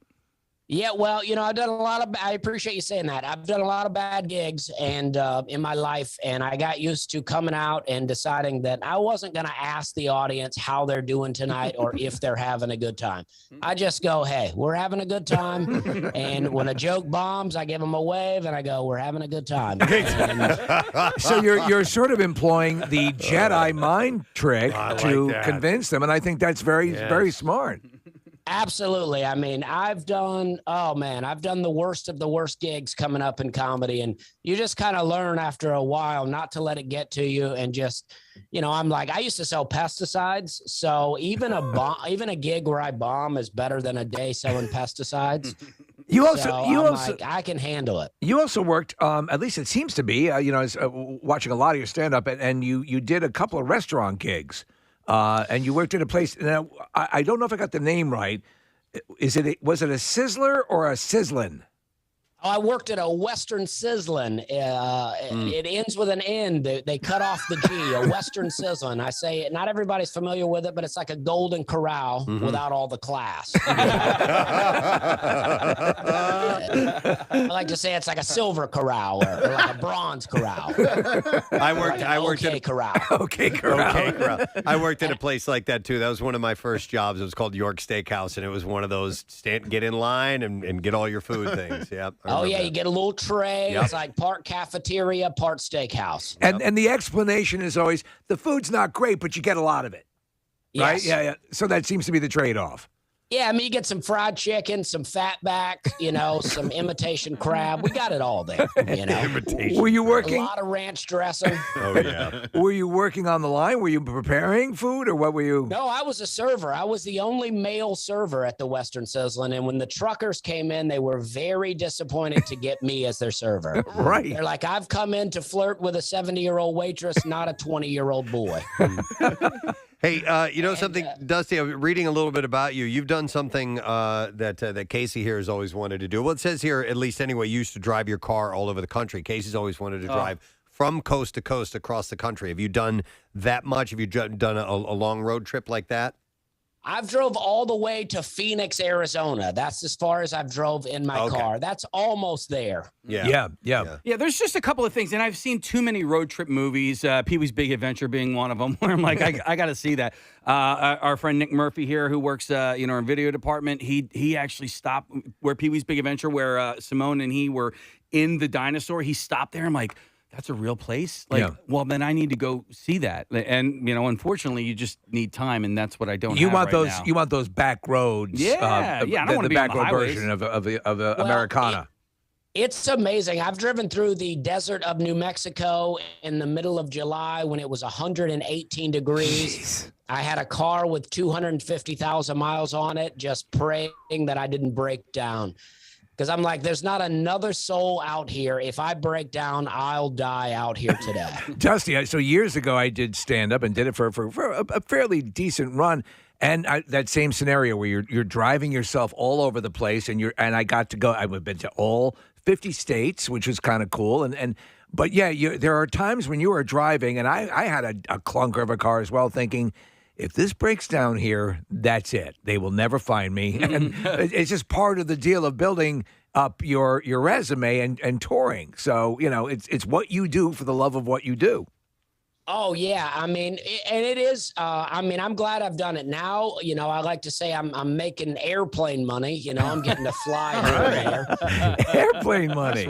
You want that, But yeah. It's not the same. It's easier, but it's not the same. Driving across the country, stopping at truck stops. I mean, people are different in different places. I mean, in a lot of ways, everybody's the same. But in other ways, it's nice to really see the differences in the country. Yeah, agree. I wanted to ask Dusty at the beginning of the interview. You mentioned a few people that you get mistaken for. I'm getting a little Dave Grohl from Foo Fighters. Do you ever get that one? Oh yeah, I get Dave Grohl a lot of times. I get. Somebody told me I look like Bobcat Goldthwait without the cocaine and hate. I don't even know what that means, really. But I don't know what that means, to be honest. I'm not that familiar with him. I think he's funny. I get Dave Grohl. I get David Cross a lot of times. Okay. You know what though, in your presentation, and I was describing, and I mean this as a compliment. You're to me, it's sort of Mitch Hedberg and with a little bit of Larry the Cable Guy. You know what I'm saying? Yeah, I get that too. Yeah. I mean, I love Mitch Hedberg. I was a big fan when I first started comedy. I really was into Mitch Hedberg, really into Bill Hicks. Yeah. I liked Ron White a lot. I mean, Larry the Cable Guy, I've gotten to become friendly with a bit here. I've done his show a couple of times. I'm open for Jeff Foxworthy a bit. So, Jeff Foxworthy, when I was in middle school, he came out with the You Might Be a Redneck album, and I was living in a trailer, and nobody had ever spoke to me quite like Jeff Foxworthy did. Yeah, Oh, my of God, course, yeah. He had us walking around school saying "yont to" and "all right," like we weren't already saying it. Well, listen, Dusty, we're going to point people in the direction of the stand-ups, which is now available on Netflix. But we don't think you need to be afraid of our city, and you should come and play one of the great comedy clubs here, and we'd love to see you in person sometime. Well, it's one of the classic American cities, and I do want to come there, and I appreciate you guys having me on. Absolutely. Anytime. Thanks for coming on. Dusty Slay, guys. Take care, man. Good luck with everything. I love him. He's great. Yeah. Very funny guy. I love that whole, and he worked at a couple of places like that, Sizzlin', as he was talking about. And he does a great bit, and it's so true. The 2 weeks you give your notice are the best time you'll ever work in your life. Yeah. Like, when you're 2 weeks, because there's really nothing, you're not expecting much. They're not expecting much from you. And the bit is just great. I love that he said it was like Golden Corral, but less class. Silver Corral. Or Silver Corral. Do places like that, are there any around here? There aren't, are there? The one that comes to mind for me is Hoss's, and that's a Central PA one. There was one in either Selinsgrove or Sunbury off of 15. We would go there when we were in college quite a bit. And I believe there's one in between here and like Harrisburg general area. Is it wrong to say that I kind of love them? When I was They're fun. When I was playing in my band, anytime we played in a town that had an old country buffet, oh my God, we were so excited because Well, we that would was just around here. stuff ourselves. I remember there being one in Jenkintown, Right. an old There were a country buffet. couple I of don't know them. if it's still around or not. I don't remember the name of it, but the last time I was at something like this, when I was just outside of Bryce Canyon, and I was so surprised with how good everything tasted. I just assumed It just came out of a canyon. What was it called? I don't remember the name of it. It was like basically right outside the entrance. I was just fighting a Gila monster in a canyon. This food tastes great. There's a Golden Corral in Ben Salem. Really? Yeah. Wait, Bucks County? Yeah. 5 points to Bucks County. Oh! 5 points to Bucks That, County. I think, is the first. Those are the first points now. So it's No, she's got five before. She had 5 before. Delco at 50 and Bucksco at 10. At 10 now. By the way, this I'm keeping track. Is this erasable ink come off Wait, of did this? you? Okay, real quick, while you're doing this, do we explain this to the listeners? 'Cause- No, we really didn't. Oh, We kind of just sprung it upon everybody. So I've decided. I just had this idea. Completely arbitrary, by the way. You Totally. cannot sway his opinion. Between our ongoing feud of Delaware County and Bucks County. Talk Here- about lose streaks, man. I'm on a losing streak. But Here in this studio, I've decided to do not unlike the Hogwarts Academy, have house points And we need to. Somebody made crests. Did you see that? I love it. I love them. I saved my listener crest. Sent these in. We have Bucks County and Delaware County crests. Wow. That are made now for the various for the houses. for the two counties, and I think we want to call it the Bi-County Cup. Yeah, that works. Because you have the House Cup and you have the Tri-Wizards Cup, and maybe we call it the Bi-County. How about Cup. the Sharton hat? The Sharton hat. That'll determine who gets to be in Delco or Bucksco. So the first points awarded, I think, were when the helicopter crash landed in Delaware County. That was a big one. That was a big one. National news and a positive story. So I'm giving that 50 points. And anytime I feel that there is a positive thing of note from these two, that happens, no subtractions, not from them specifically, but from if I hear about it in the county. Then I will just award these points. It's arbitrary, like you said, Steve. It's just whatever I'm going to go with. Same way in Hogwarts. No rhyme or reason. They would just give away points. There was no official structure. Right. And there is no real dispute because I disputed the helicopters saying that the pilot wasn't from Delaware County. So it's whatever your decision is, Preston. That is correct. So I'm giving you 5 points. It's now 50-10. For Golden Corral. That is correct. Sounds great. And just real quick, props to Kim Kane. She's the one that sent in those crests, Kathy, and she's from Wilmington, Delaware. Well, so that's what I said to her. I go, I like that you're neutral. Yes. Yeah. So thank you, Kim. Yeah, you can't do proximity too. And by the way, don't jump in with Montgomery County and Westchester County and Philadelphia we know that they're County. all superior. Listen, we get boned every year, you and I, Preston. Yep. Yeah. So I've got Texas. You're a freaking Philadelphia radio station. Philly is a county also. It's not about that. What the hell? No. It's about these two. Yeah. It's about these we all know that Philadelphia, Montgomery County, and Camco and not Bucks, Berks. We know that they're all superior. And that's The problem is that these two counties need the most help. Yeah. They do. We need all the help we can. So we're adding some help. There was a story, Steve, you sent this over to me this morning about the SATs. Yes. And beginning next year, they will be an hour shorter and they will be all digital. Starting in 2024. I'm sorry, not next year. Right. So an hour shorter. So are they an hour shorter. They're usually 3 hours. They're going to be 2 hours. But are they eliminating work, or you now have to get it done in 2 hours? They're eliminating something, Preston. One of the things that they would make the biggest deal about for the SATs. Do you want to reveal it? I haven't read that part of it. Right. This is in the same story. This was in the prep this morning. You can reveal it. Go ahead. No number 2 pencils. Obviously, you're going digital. That used to be the big thing. Okay, I was thinking about number 2 pencils the other day. Are there number 1 pencils and number 3 pencils? Yes. They don't get a lot of press, though, do they? They're harder and softer. So the lead or the it's graphite. like me on any given night. Yeah, depending on the amount of medication you've had. But so like the 3, I believe, is softer, and 1 is that doesn't matter. Probably for artists more. Probably for Yeah, that's exactly I think that's the grading Sketching is used for using them in artwork. If you used a 1 or 3 pencil, would it not show up or register? In theory, yeah. I mean that's why you were forced to use the number Dixon 2. Ticonderoga number 2, and and if you used the 1 or the 3, the machine, the scanner, wouldn't pick up on your SATs. In fact, it would say at the top, "idiot." What did you say before number 2? What was the word? Dixon Ticonderoga, The classic The number hell 2 is that? pencil. badass like the- pencil, mother effer. Is that the brand? Yeah. Yeah, it's I the never looked- YYZ of pencils. I never looked at a.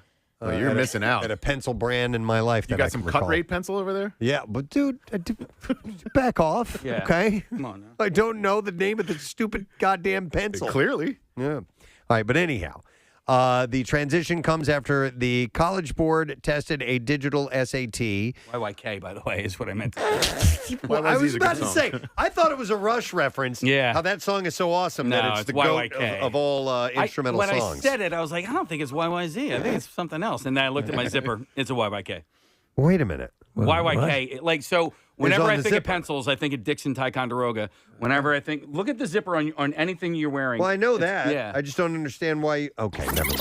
Thank you. No, don't rewind. I was making a We're comparison. talking about pencils. We and are talking SATs. about pencils. No, we're talking about the Casey's talking about SATs. zippers. Yeah, we're not. We're talking about the SATs. We're not even talking about pencils. The transition comes after the College Board tested a digital SAT in November 2021, and 80% of students said they found it less stressful, while 100% of educators reported a positive experience. 100% of educators and 80% of students. The change also comes as the College Board has faced increased pressure to change its stress-inducing tests in the wake of the pandemic, as well as face questions around the test's fairness and relevance. I've even heard of several universities just dropping the requirement Don't even look at them altogether, anymore. or just not even requiring it. That's it. You know, yeah.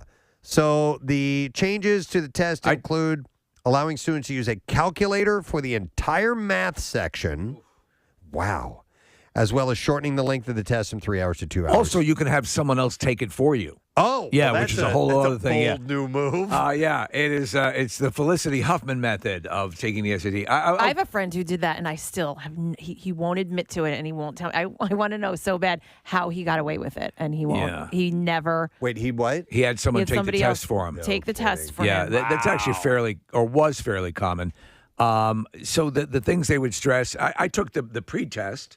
You could pay to take. Right. And then they always advise you take the test twice. So I did. I think I did well, or well enough to never be asked if I took it or ever asked if I've even attended any school whatsoever. Oh, I had. So they asked you had to put it on your college application, your SAT score.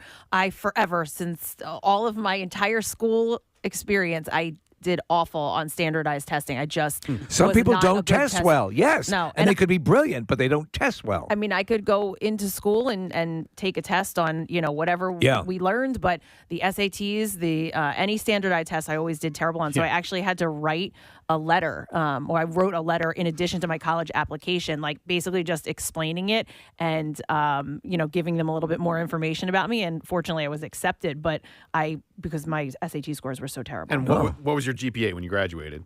It was like I was at like a 3.9. Yeah, see, I mean that's how much standardized tests actually prove to that you're going to be a great student or not. Because I got great scores on my SATs, and I was a terrible college student. I got one wrong on my math SAT, just one. Yeah, and no kidding. Yeah, I got a 780 on my math, and it was probably the Dixon Ticonderoga pencils. Yeah, but I did really well on my math test for the SATs, and I was an awful college student, especially freshman year. And it was Go ahead. What was your GPA in high school? Well, in high school, it was fine. But in college, my freshman year was a 1.3, and so it took forever. That was my high school GPA. Yeah, and so I did really, really well on standardized tests, and it just showed that it had nothing to do with whether or not I was going to be a good student. It's good to have that process, but again, the studies show that, again, there's some people who have a better test-taking aptitude. The actual testing itself is the issue. God, I remember when my kids were starting to get older, I'm like, please don't be stupid like I was. Please don't be stupid like I was. But it's not that you were stupid. You just didn't try, right? I just didn't care. I honestly think ADHD and these other diagnoses, I would have absolutely, positively fell into that category. And some medication might have helped me out as far as being a student goes. I really do believe that.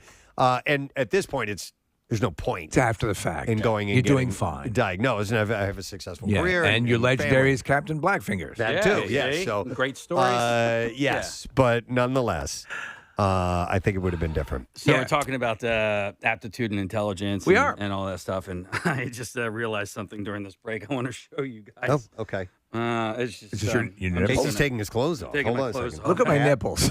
Hat is going up. Shirt's coming off. Okay. What?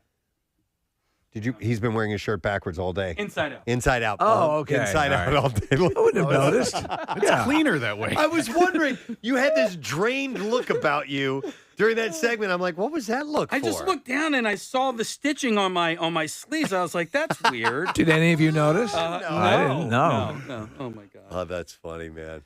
I love it. All right, and you know what? They're going to go. It says here that they will feature shorter reading passages with one question each, and you will get more time per question. Yeah, I rocked the English. Math was not my strong suit. In the past few years, more than 1,800 colleges and universities have dropped requirements that applicants take the SAT or ACT. And Preston, where they are going to have the machines conducting the test, they will have, as proctors, real dolls sitting there. Oh. So, yeah. That won't be distracting at all. No. I told you guys I got busted for cheating one time, right, in college. On the SATs? No. No, not on the SAT. Okay. And it was fairly innocent. What did you do? I was in a class, which I don't even remember. It was such a brief college, quote-unquote, career that I had. And so I got done with this test, and there were some guys who I went to high school with who had the same class after me, right after. I got done with the test, and they had given me an extra copy or something like that. I don't remember exactly how I came to have another copy of the test in my possession. And I walked out of there with it, and I'm like, they didn't ask for this back, and I have this. And so I see him in the hallway. I'm like, guys, here's the test. I'm like, here. Oh, and were you spotted doing that? And they came back to me later on, and they said there was a security breach, and you're the person who supplied that. I'm like, wow. I was like, I didn't know. Did they sweat you? Not really. They just said, we know you did it. And I was like, oh. And I never really, I felt horrible. Yo, pretty feet, over here. I felt like it was one of those moments where I'm like, I'm in trouble. There are professors that will do the same exam year after year, semester after semester. And so often you can take those exams home. And there was like a records room in my fraternity where we, in college, and you could access old exams and use them essentially as a study guide, but basically, like, you're cheating. You're seeing what the exam is going to be the next Nick, day. When so in New York you had to take the Regents exams, and also the study prep book for the SATs and the study prep book for the Regents. No one was going home and rewriting. They weren't. Exactly. We're going to come up with a new. They were basically the same questions. Yeah. And in fact, you would encounter the same questions, which I'm sure they were lifting from those books to put in it. So, I mean, in all honesty, Steve, that's probably why I did well in those exams. I knew how to take the test. I knew the style of the questions. Yeah. I knew what, in essence, what they were going to ask, even if I didn't know the specific question. I think it's kind of why, like, I do well on shows like Jeopardy. I can follow sort of the way that they ask the questions. And how's set it them being up. asked? Yeah, exactly. And so that's pure test taking. That has nothing to do with hard work when it gets to going to class. Wouldn't it be great if your test was actually like Jeopardy in the classroom? They had a show host and everything, and everybody got the to buzz classroom. in. I might That'd do be better. great. Yeah. And for an actual grade, I'd probably nail that. Yes. By the way, is the classroom ever coming back? hold on, Marissa has information on that. Our buddy Richard Curtis. I just saw an ad the other day. I think they're turning it into a family show now. Oh, okay.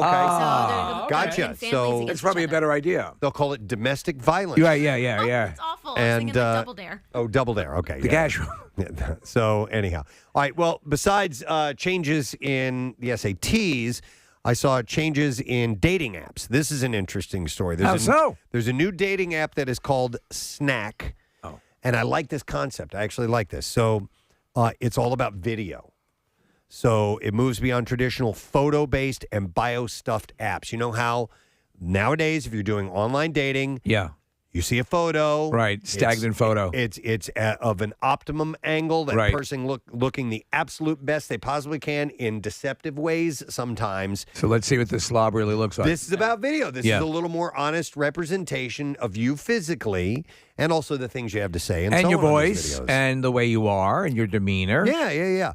So if you're smart enough to pull down that Nazi memorabilia. Mashable reports that Snack CEO Kim Kaplan had the concept and said, if we were to strip away all the things about dating apps that you don't like, what that would look like from a social media, what would that look like from a social media dating experience? So profiles don't have much other than videos, just basics like name, age, location, and a few hashtagged interest. But the focus is on the videos. Tell us something interesting about you. And I had 3 testicles. Wow. All right. Swipe. Now, the focus is on the videos, allowing users currently ages 18 to 35. So they'll have to come up with something for people older than that. Right. And for farmers. It allows users to keep updating with new video instead of just having the same photos sitting on their dating profile. Do you think so, Nick? You took a foray into the apps, yes? A little bit. A little bit? Well, not the dating apps. You can use Instagram as a dating app, which is weird, but you can use any app as a dating app, to be honest. Would this have had more interest? I guess so. I told you guys about my friend who developed an app, and it was like it was intended to be like a social media app where you would interact with people. So it was sort of like a combination of LinkedIn, a dating app, and Instagram. And you used videos. So Steve would have common interests, and we could talk about Batman or whatever. But anything where you're interacting with people like this, if you spark an interest with that person, it can turn into a dating app. I got you. So the CEO goes on to say you're seeing more authentic version of someone, and that the goal is, how do we make it easier for you to enjoy and laugh and engage with what people are doing on the dating app, just like you would on TikTok? Yes, it says. In fact, it mentions that. It says you see how they laugh and. And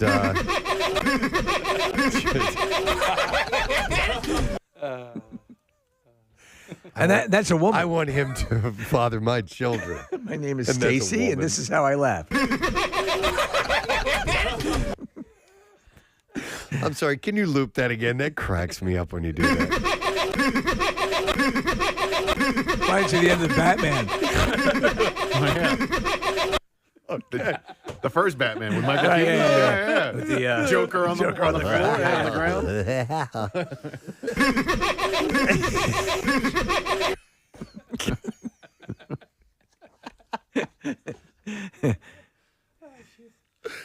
Oh, anyhow, Snack also takes aim at ghosting. Kaplan said, "If you promoting it or stopping it, if you continually ghost, we are not going to show you as frequently." And she said, "Hopefully, then this is not going to work for Casper. That changes the behavior and gets people to be more open and honest with the other party about what is going on." You know what's funny is that, again, as we said before, and then a lot of people, as they try to figure out why social media, the landscape is so acrimonious and so acidic and caustic and horrible, if you had to put your actual name, you know, you had to put who you were, stood by what you said and posted, that would also on dating apps, again, for this, a little bit more candor, and the video showing you really the person that you are, you'd eliminate a lot of the issues that it seem as this they've determined dissuade people from using these things. And you get to see people laugh. I mean, that's just the...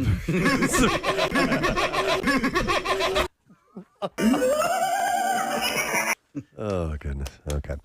Anyhow, we should take a break because I got some bizarre file stories that I want to get to. Hey, a reminder, secret text word. These are the sold-out tickets for Tool, and we're running out of time for you to get entered for these.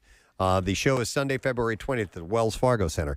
So text the word secret to 39333, and we're going to send you that secret word. We'll ask you to call in with it in a little bit. Well, Kathy will give the number caller in a little while. And we'll grab a random texter, too. So even if you can't be around, go ahead and text the word secret to 39333. Let's see if you end up winning. We're going to take a break, and we'll be right back. Stay with us. Preston and Steve on 93.3. Was the actual answer yes to any of those questions? From the islands, right? Yeah, Nicaragua. Where are you from? Nicaragua? These guys are doing great work in the building here. I'm beating myself up. You guys are saying, oh, you ought to know. I mean, for crying out loud, a friend of mine. Nick's like, everybody's getting it. Preston, how many black drummer, actor, comedian, musician, journalist friends are there? Oh, my God. Good job. By the way, and then I take and you a-hole. Okay, so you know, and here's the deal, man. What's your name again? Chino. Yeah. So Chino, I never remember anybody's name. Right. So when I took my blindfold off and I saw you, I felt horrible because I didn't remember who you were. Hey, Chino. Happy birthday, Preston. By the way, I want to point something out. Kat, I was giggling at the beginning of sports, and Kathy looks at me. She's like, "What's going on over there?" Ever since we got back from vacation, we do our sports intro is live. All those sound effects, it's not pre-recorded. It's Steve hitting buttons. We're Casey's artists. hitting buttons. Casey has forgotten the order of the sound effects that he normally plays, and he's off his game. That's why I heard a doorbell in there, and I'm like, all right. We didn't hear the Yesterday doorbell. there was something else. Do you want to try it again? We It have was like to wind or like a hurricane yesterday, or because they've got hundreds of sound effects. All right, I won't scream. I'm going to configure to what I always have it set. Do you want to do it without the? I'll bring the music way down. I kind of need the music, right? All right, so go ahead. Well, hang And on. for those of you who hate the sports intro, Here it you're going to get it there again. it is. But hang on. But I'll bring down the Before volume a you little hit bit. anything, By the way, I got to figure this out. The What's up? sports intro was born in purposeful excess. Just being ridiculous. No, of course. You guys remember why it started, right? It's because we were so excited when the Eagles finally made it to the Super Bowl. This was at Y100 that Kathy was doing news, and we couldn't wait for her to get to sports. Nope. Okay. Don't remember that at all. Yeah, and so the anticipation was exploded in sound effects. Okay. All right, hang on. Let me know when you're ready. I just don't know. The problem is, I don't know what my second. Like I know. Don't think about it. Just do it. Get in the zone. Auto zone. Nick and I were actually just talking the other day about how occasionally we'll call into the conference call and we've been entering the same code to get into our conference call for however many years now, and like occasionally we'll be like, what you have, it just, your mind just goes blank and you're like, what is that? Every once in a while you sort of retrain yourself to forget it, and then you have to, that's why obviously jotting things down now and then is a good idea, but you think you have a case? Maybe. Do you know what you usually lead with? I know what I lead with. So let's start. In the last couple of days, I was hitting the wrong button. I was hitting 14 instead of 23. All right, you good to go? So I know I got 23 starts it all, bro. Kathy, give us the kickoff. Okay, and in sports this morning. He has to scream, too. I'll bring the music way down. Ball sacks are yummy. Ball sacks are yummy.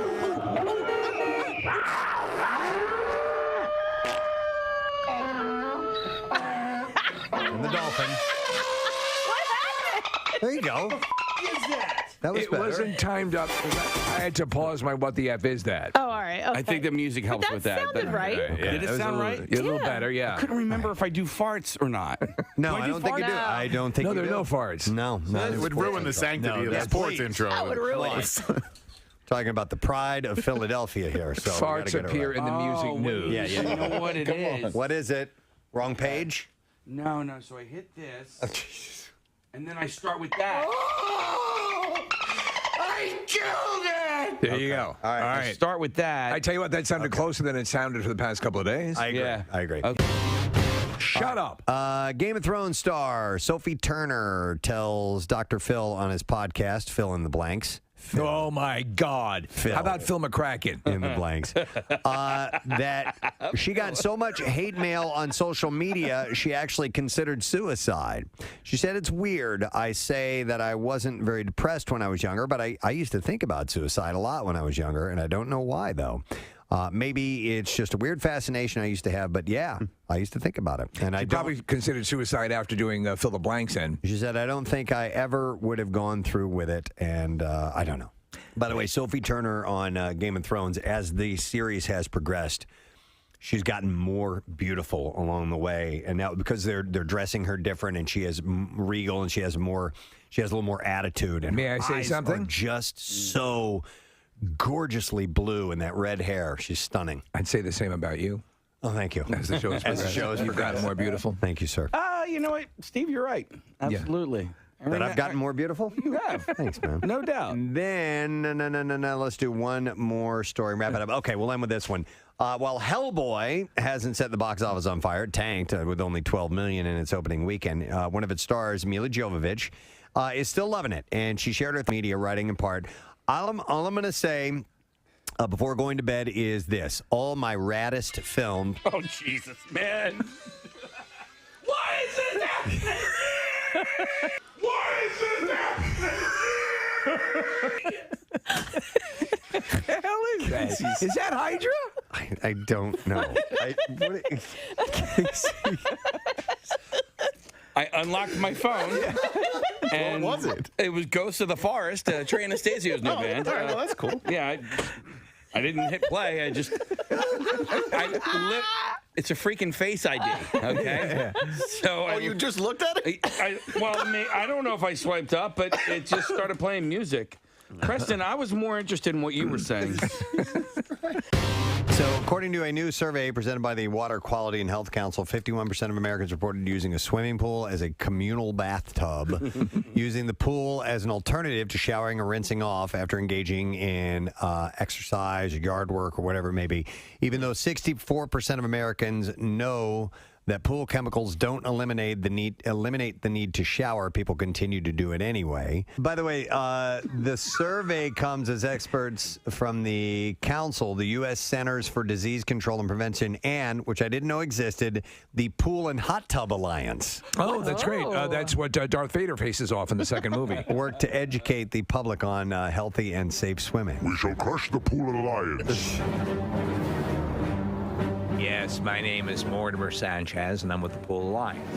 And we think you're a bad leader. The survey also revealed. The survey also revealed that 24% of Americans would go into a pool within 1 hour of having diarrhea. See, that's now listen. That's why public pools are just not my thing. Spend all day on the toilet. You know what I need to do? I need to take a swim.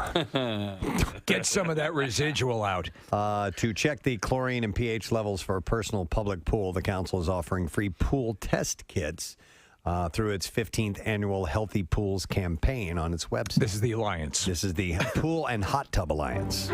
Did you mention in this story, Preston, particular sunblocks affecting? I didn't mention this. Okay. Go into the pool now.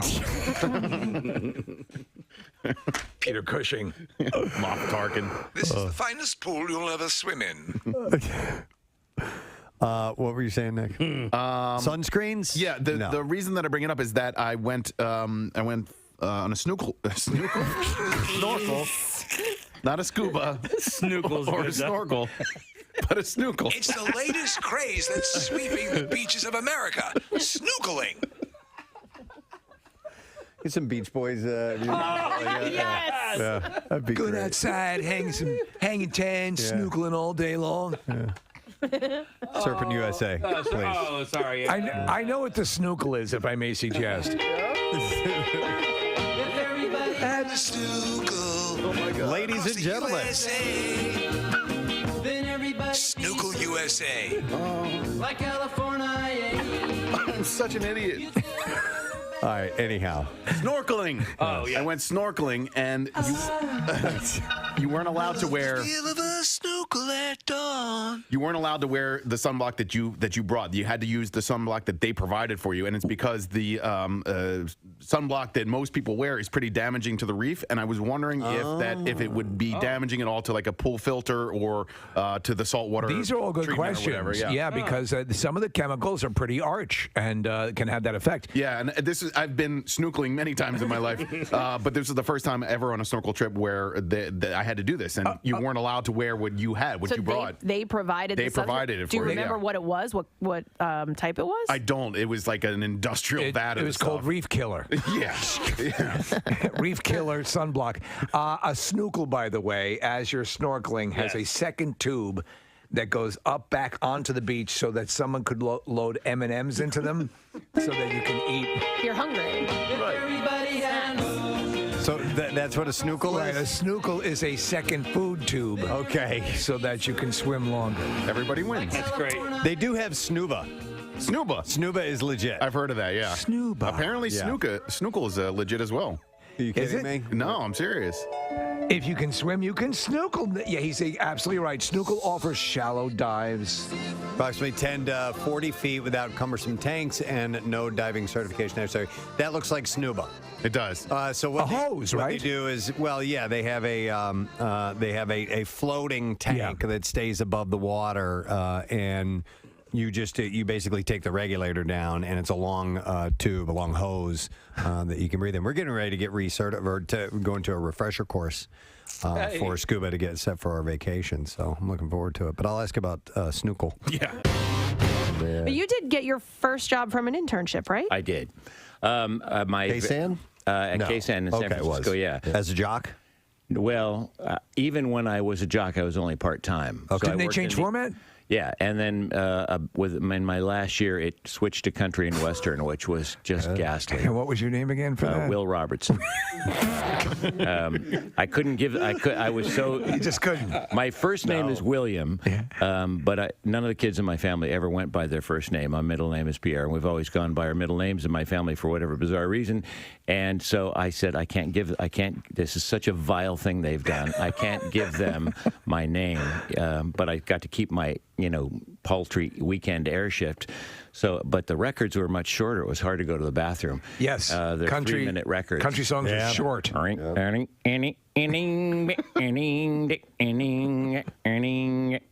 And divorces and cheating and trains and drinking and prison.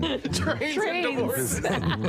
Cheating on trains. Yeah. I mean, some themes that go through. Now, I actually got to like a lot of the music, too, but it was here comes another 5 songs in country stereo. Yeah. Yeah. That's country stereo. That was the tagline? Country stereo. Something like that. And then they had this horrible jingles. The spirit of the West is alive and well and living in Contra Costa County and living in Marin County and living in Sonoma County. Name all the counties. They name all the counties. Oh my God! You all got us a story there, Presbo. WMMR presents Preston and Steve's Bizarre File. Dude. All right, we'll start with this story. A New Jersey family. There we do. And now decades, one station. Yeah. I've only been at 2 stations. That's wild. So, Will Robertson and Kenny, what was his name? Who, me? Yeah. Kenny Knight. Kenny Knight. Yeah, but when I worked at a country station I did weekends. It was down the hall, and they needed a part-timer, and I did whatever I could to be in the radio business. I was Kenny Big Rig Rider. Kenny Big Rig Rider. Big Rig Rider. Yeah. We got to get us a morning show with Will Robertson and Kenny Big Rig Rider. That's a good team up. Hell right there. yeah. I like And it. then I went by Don Imus. Yeah. Payments went through. So like I'll shop, and if you see something that like if I'm looking for I recently bought a desk, right? So I put like 5 different desks in the cart. Yeah, and then you'll pick through them later and decide what you want to get. Yeah, so you don't have to go back through the site and try to search for it all that. So it was all just sitting there. Yeah, well, that's kind of what they did, and the kid bought everything. I have 5 desks now. The Kumar family just moved into their new home. The mother, Madhu, who admits to being a frequent shopper, says all her payment information is already loaded on her phone. She was still in the process of picking and choosing which pieces of furniture that she was ultimately going to buy, never intending to keep all the pieces that she added to the online shopping cart like Kathy did. And now she finally has a jerk mate. But little Ayansh had other plans. Yo, ever heard of Jerkmate? That ended up costing the family $1,700, which they caught too late. Oh, boy. The family is still receiving all of the packages that the baby ordered. They said only about 75% of the things have arrived. The items mostly include accent chairs. The Kumars said that moving forward, they will be removing the credit card information from their phones and adding a passcode, and Walmart is going to refund the money. They usually do, yeah. Yep. A man was hospitalized following a parachute jump from the top of the Fort Lauderdale hotel.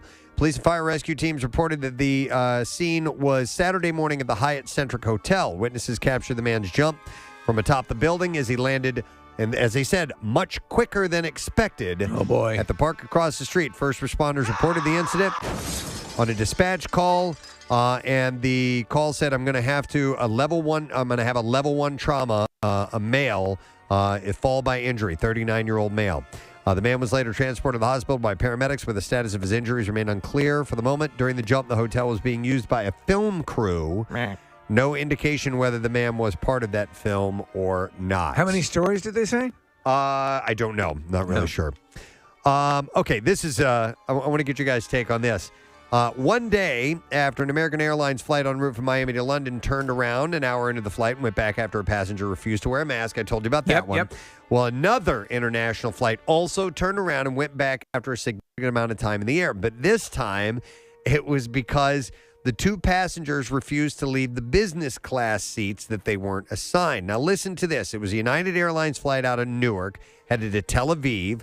It was half full, and 2 coach passengers moved to empty business class seats about 90 minutes into the flight. Mm-hmm. When the flight crew asked the passengers to show their tickets for the seats, there was an argument. They refused to leave their seats. Plane turned around and went back to Newark. There you go. And the flight was canceled altogether. Jesus. Law enforcement I'd be so effing furious. met the plane when it arrived back nearly 3 hours after it had left. I mean, there's 2 stupid things going on here. Number one, just let them sit there if it's half full.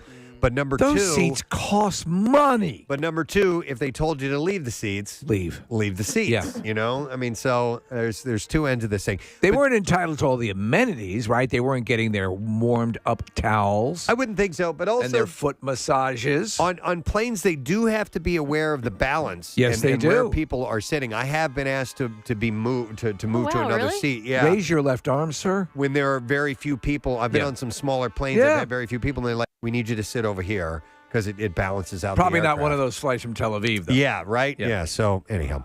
All right. And then this is a few days old, but I wanted to make sure. It kind of got buried in the bizarre file, but I wanted to make sure I got this in here. You guys probably saw this. So, a Crystal Cruises cruise ship that was supposed to return to Miami on Saturday went to the Bahamas instead with all its passengers on board after a U.S. judge granted an order to seize the ship last Thursday as part of a lawsuit over $4 million in unpaid fuel. So instead of docking, they just hightailed it to the Bahamas. Yes. With all the people on Yes. board.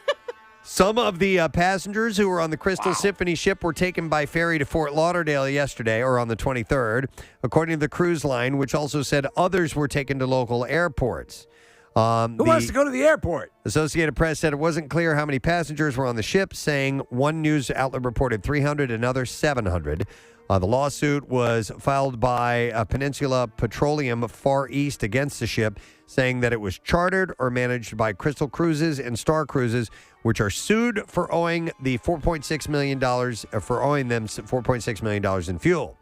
Crystal Cruises recently announced that it was suspending operations through late April. Jeez, I wonder what the cost of fuel is for, say, a run from to the Bahamas, from Miami to the Bahamas. Yeah, that's a good question. It ain't cheap, I would imagine.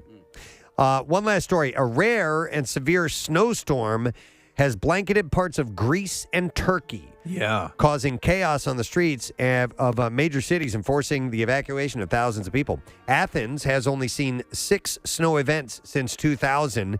And while it usually experiences a snowfall of about a half inch, Elpida has already brought in around 3.1 inches. Jeez. The most since February 2021 when 3.9 inches fell. Holy no way. But what's interesting is Monday's storm also triggered a rare snownado. Snownadoe. Now, I've never heard of that before. That's like a lavalantula. A snownadoe is a tornado-like funnel traveling over a snow-covered landscape after a water spout had moved on shore. This happened, and it swirls the snow around in the twister and creates a snownadoe.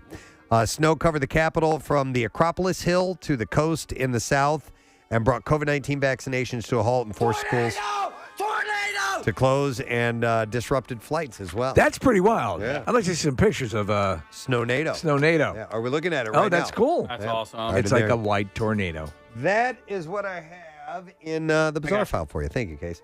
All right, Kathy, let's do this thing. Secret text word. What number call are we going to get today? Caller 9. All right, let's take the 9th caller. You do need to know the secret text word in order to win those tool tickets. And we'll grab a random text as well, so that might be you too. Make sure you hang in there, but call right now. Caller number 9, 215-263 WMMR. We'll be right back.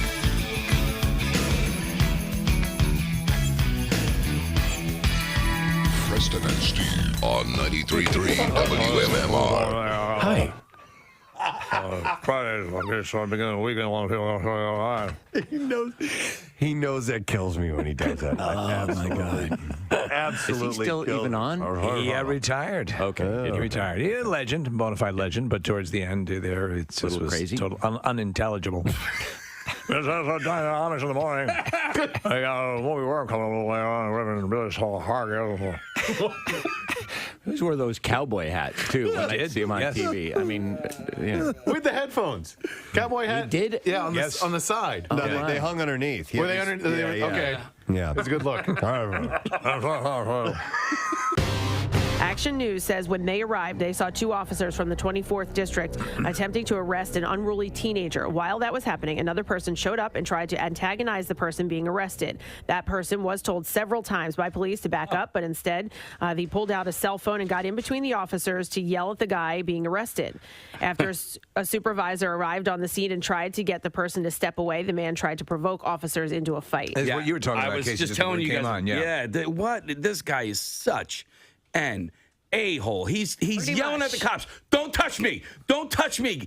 But he's getting as close to them as possible. The cops aren't touching him at all. Yeah. And he is the one that's walking towards them. He's the aggressor. Oh, my. Yeah. And he got arrested, and and he's in the middle of the street, and the cops are saying, you got to get out of the street. He's like, no, I don't. Like, yes, you do. Yes, you do. You're in the middle of the street, you effing a-hole. Well, technically, that's jaywalking, so you can be cited right there for that. Well, he got arrested for being an idiot anyway. He did, yeah. So then he used profanity to tell a supervisor showed up on the scene as well. They called for backup, and he told the supervisor that he was really ugly. Yeah.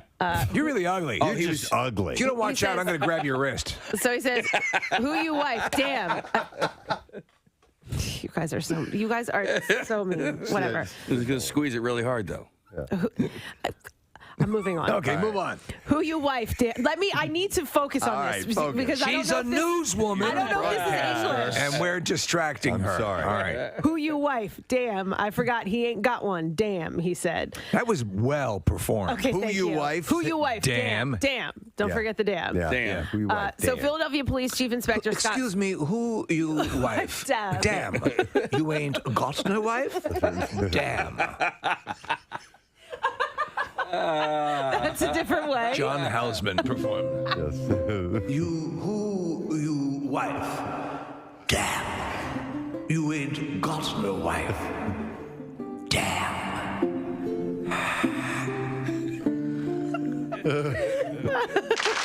Well done. You know what? It's like I was there. Exactly. It's like I was there on the scene. The Harry Potter film franchise is indelibly linked to Alan Rickman. Yes. And his portrayal of Professor Severus Snape. But Rickman wasn't as enamored with the role as fans were and still are, a new trove of letters reveals. I think it sucks a bag of beans. Mr. Potter, this role sucks a big bag of Harry D. If he didn't like it or had issues with it, it certainly didn't show up on screen. He was excellent, and to his emotional, spoiler alert, ending in the series. Yeah. He was a critical part of it. Yep. Many of you are surely wondering why I have summoned you at this hour. His deliveries. So good. It's come to my attention that earlier this evening, Harry Potter was sighted in Hogsmeade. Mm-hmm. Now, should anyone, student or staff, attempt to aid Mr. Potter, I just love the way he drags out those words, man. they will be punished in a manner consistent with the severity of their transgression. Furthermore, any person found to have knowledge of these events who fails to come forward will be treated as equally guilty.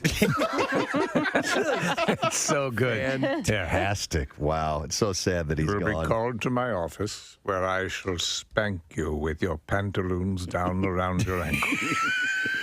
I shall do so liberally and with great care. There will be a modicum of probing. Digits will be involved. If that doesn't scare you straight, I don't know what I might would. even break out the wand. At which point you will receive an enema unlike any you have ever received before. In fact, I will pay to have the owl watch the herald. Oh my God! He's a cuck. The owl's a cuck. Absolutely. Hedwig? Yeah. That's his And then, when it is all done, I shall pleasure myself into the sorting hat. Oh my God! Not the sorting hat. Oh, man. Oh my God! He's gone off the deep end. That's when Rickman became bored with the character. Right. He decided he needed to add a little flavor to it. Sure. Oh, wow. Because of his pentameter, I have had this ongoing debate as to whether or not he says yippee-ki-yay, I'll say truck, mutta truck or mutta trucka. And that haunts you? Well, I mean, I've talked about this ever since the movie came out. Does he put an ER at the end of I don't think Bless he me, does. Father, for I have sinned. Yes. I'm worried about Alan Rickman's delivery of the role Yippee-ki-yay, Mother Trucker. Do you have any sins to tell me about, son? No. I just thought I'd talk about I just this. wanted to seek your counsel. Yeah.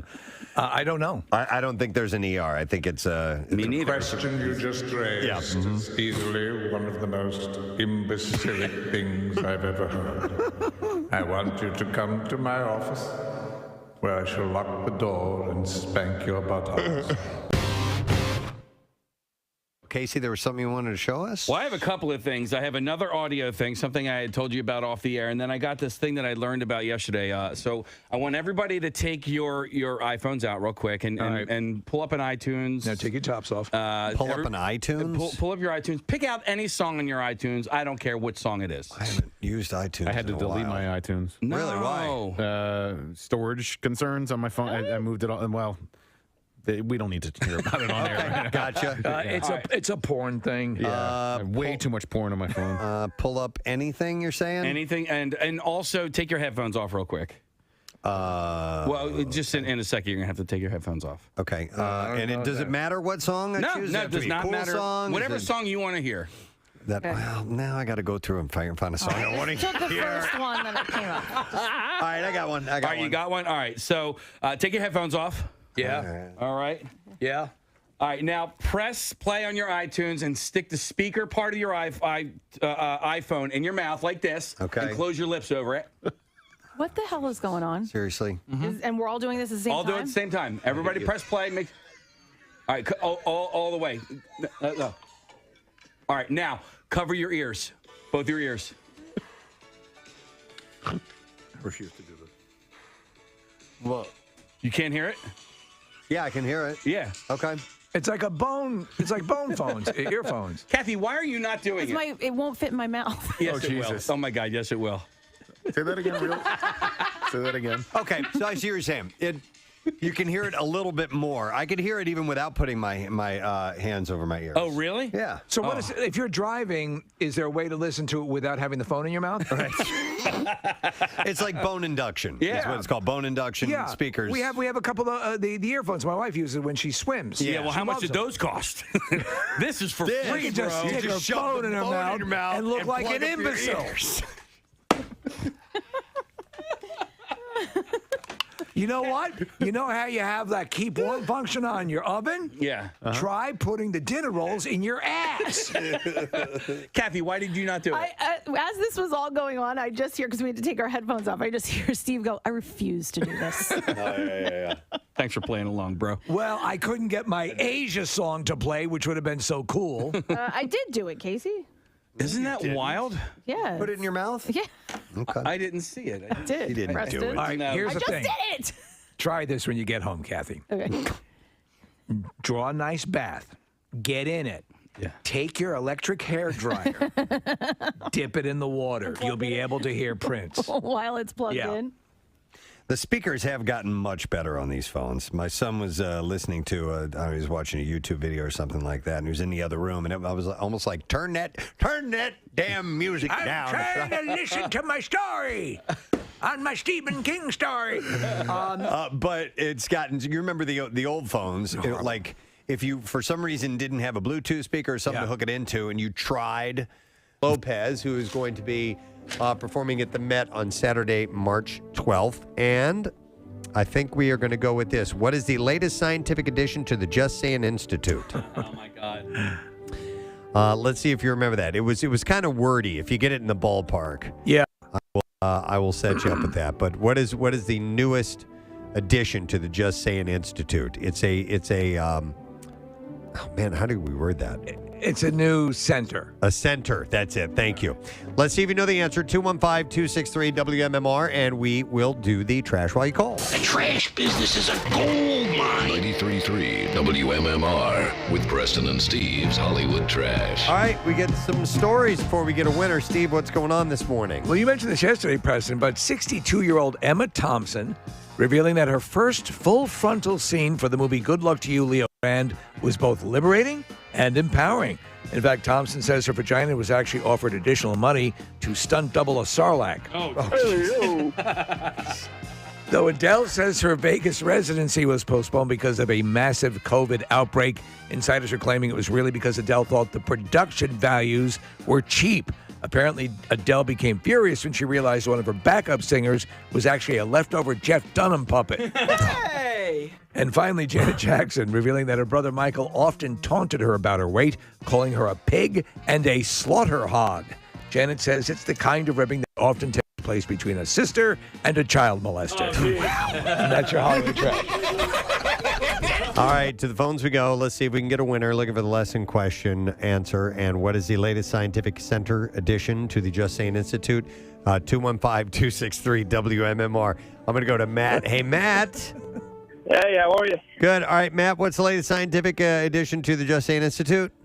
The way to wipe from back to front or front to back? The Center for Butt Wiping Direction. Yes, that's correct. And hang on, you won, but points. Oh, man, we lost her. She was saying it was Butthole for Bill. That was a new charity. Yes, yeah. Buttholes for Bill. But that was no. good, though. Yes. Yeah. But Matt, hang on. We're going to set you up. You get tickets to see George Lopez Saturday, March 12th at the Met in Philadelphia. Tickets are on sale now via Ticketmaster. Now, Preston and Steve's Music News on 93.3 WMMR. I like big balls. Fairly short music news for you this morning. We'll start with this. Seven Dust has started work on their next album. The band's official Instagram page shared the news on Instagram yesterday, writing sessions have begun for the next album. The boys are working hard. Clint Lowry shared more detail on his own account, including a photo of himself with lead singer at his farmhouse studios. Had a blast, brother. We are breaking the writing seal on what will be our next 7D record. So blessed after all these years to enjoy the process together. This will be the band's 14th studio album. I think I would write out Dust if I were them. You would write out saying Dust? 7 Ds. 7 Ds, yeah. Right. Slash could not stop singing Axl Rose's praises for his 2016 stint fronting AC/DC.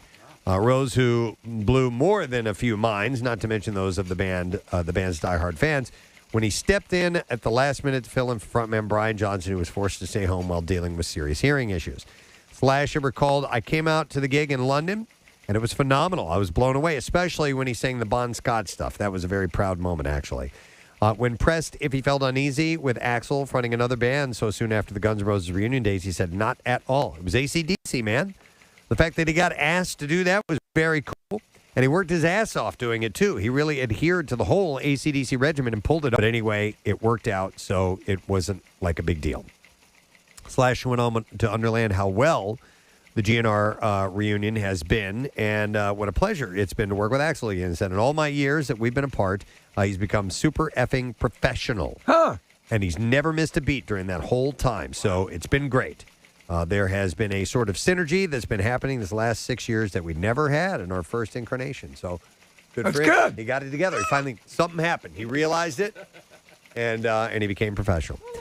And then the last thing I wanted to mention, and it's kind of on a personal thing, but you guys like him too. Men at Work leader Colin Hay has just rolled out a 36-date summer run in support of his upcoming album called Now and the Evermore, which is due March 18th. He will be coming through our area. Very nice. Hay, who will be back on tour later this spring with Ringo Starr and his All-Star Band. Hey! That's him. Just reached out about an interview request Good. for Colin Hay. He's at the Keswick. I think. Yeah, okay. That is correct. So he has enlisted Ringo for the album's first single and title track. So Ringo's Very gonna play on it. nice. That'd be cool. Colin. Hey! Thank you. Hay, who wrote all of Men at Work's greatest hits, including Who Can It Be Now, Down Under, and Overkill, kicks off the jump more 18th. And as Nick said, April 16th, he will be at the Keswick. April 6th. Oh, I'm sorry. And it's a Wednesday, so it's April 6th, yeah. It's midweek. We could Midweek. get him in here, maybe. Yes, sir. Which would be great. You're talking about Colin? Hey! Yes. There were several years that he came through, and it was over the weekends, Right. and we didn't get a chance to have him by. So Nice guy, talented. Yeah. Great voice, man. Just a Colin. great singer. Hey! You know him. Yeah. Right. And there you go. That is what I have. in Easily music. amused. Very much. I mean, we did the laughing thing over and over and over. So Yeah. the Colin Hay thing. Can you repeat that a couple times? The laughing? Colin? No. Colin. Hey! Colin? Hey! Colin? I don't have.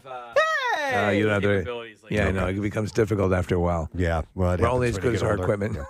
All right, and there you go. That's what I have in music news. We're going to take a break. We'll be back in a second, and we will wrap it up for you. Letter of the day, word of the week. Don't miss it. Valiantly. Yes, exactly. To listen to something that was terrible. It's gotten much better. They're definitely a lot louder. I'm listening to Pearl Jam. Listen.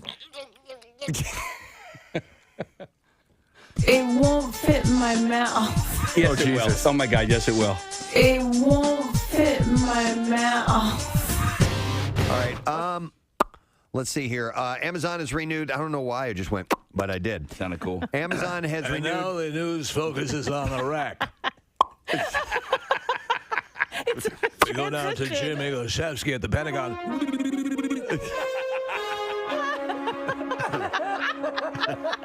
I'm trying to throw it back to you, Tom, but I can't do a chicken fart. Having a hard time today.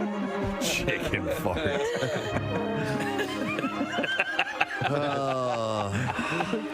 Amazon has renewed The Marvelous Mrs. Maisel for a 4th season run. That's good news.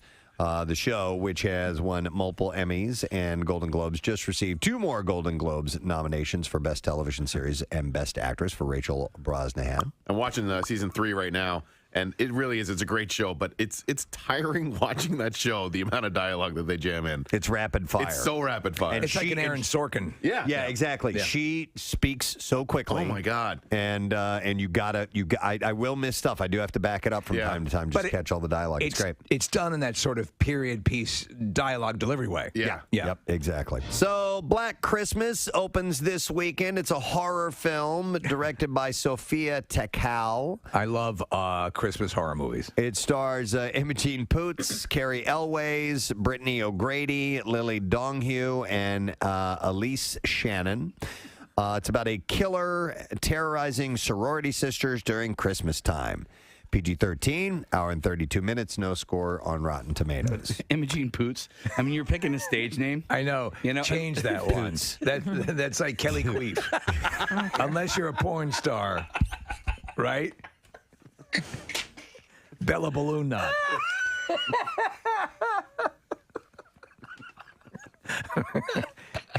I thought the same thing, Case. Imogene Poots. Okay, we're going to sit down here for a second. We've got a whole bunch of names that we can pick. Yeah.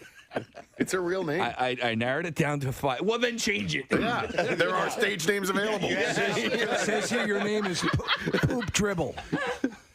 Oh, my God, Casey. Her middle name is Gay. No! Yeah. Imogene Gay Poots. Uh-huh. Wow. Dude, what is wrong with her parents? Nick, has she been in anything? Pull up her she has striking blue eyes, according to IMDb. Well, was she in the... oh, yeah. She was in 28 Weeks Later. Yes, she was in Green Room. And she's also in... she's in... That Awkward Moment and A Long Way Down are her notable... She's in Never Stop, Never Stopping. Is she? Pop star. Yeah. Yeah. Okay. Is she in that, right? Yes. Yeah. She's got beautiful eyes. Imogen Gay Poots. Yeah. Imogen Poots. She pootsed. She's beautiful. Yeah, we just pulled up a photo of her, and she stars in Black Christmas. In celebration of its 125th anniversary, the New York Public Library, which is the second largest in the U.S. after the Library of Congress, has released... Throwing out the books? No. They released its list of the top 10 checked-out books of all time. And in Is one of them Goldfinger? place, no. Mr. Goldfinger! No. One of the most popular books at the New York Library. It's on the list. In first place, I'll just start right at the top here, is the children's picture book, The Snowy Day by Ezra Jack Keats. I don't even know. It's about a child enjoying his city's first snowfall. I don't know that book. Yeah. Oh, I know this book. I love this book when I was terrible. a kid. Absolutely. Get the Caldecott Award. Yeah, the Caldecott medal. I remember that. Do you remember the little imprint on the front of it? Gold sticker that would be a gold Sticker! On this scrappy book about a kid walking in the snow. Gold sticker. It's not. It is on the list. Yeah. It's on the list. It's number 1 on the list. Number 1. So, I think, you'd find that on Where the Wild Things Are and maybe The Hungry Caterpillar, those classic ones. Another book, Dr. Seuss's The Cat in the Hat, was in second place. Okay. Were you a Seuss fan as a kid? Oh, yeah. Very much so. And in fact, I've been going through a cleaning out process at our house, and Great purge. I found we found way too many books that we need to get rid of, and so I did, and I donated them to the Laurel House thrift shop that raises money for the Laurel House. But we kept all of our Dr. Seuss books. And I had to stop and flip through Go Dog Go, and I had to look through the birthday book, and Two Girls in a Cup. 2 Girls in a Cup. It was the most wonderful cup it was. There are a lot of Dr. Seuss books, right? Yeah. I mean, I see two girls in a cup. Dozens. I say to you, girls, can you tell me what's up? I'll tell you what's up. Just look in the cup. You'll know After this. watching that, you won't be able to sup. It's full of throw up. And upchuck. Okay. It's full of throw up. Come on, man. Maybe you want to consider the shortest commercial flight in the world. Really? Yes. How long would you guys think the shortest commercial flight in the world is? I'm going to say, because I've been on some super short ones, 20 minutes. I'm going to say 6 minutes. Okay. Anybody else? That's probably a good guess. The shortest one I ever did was Philly to JFK, and it was a part of an international flight. So we started in Philly, went to JFK, picked up a whole bunch more people, and then went from JFK on. And how long was that? That was like 20. Yeah, I've done that flight before. Yeah. We stayed on the same plane. It was a 747, and most of the passengers they picked up were in New York, but that was just our flight. That's what Annabelle does. Yes.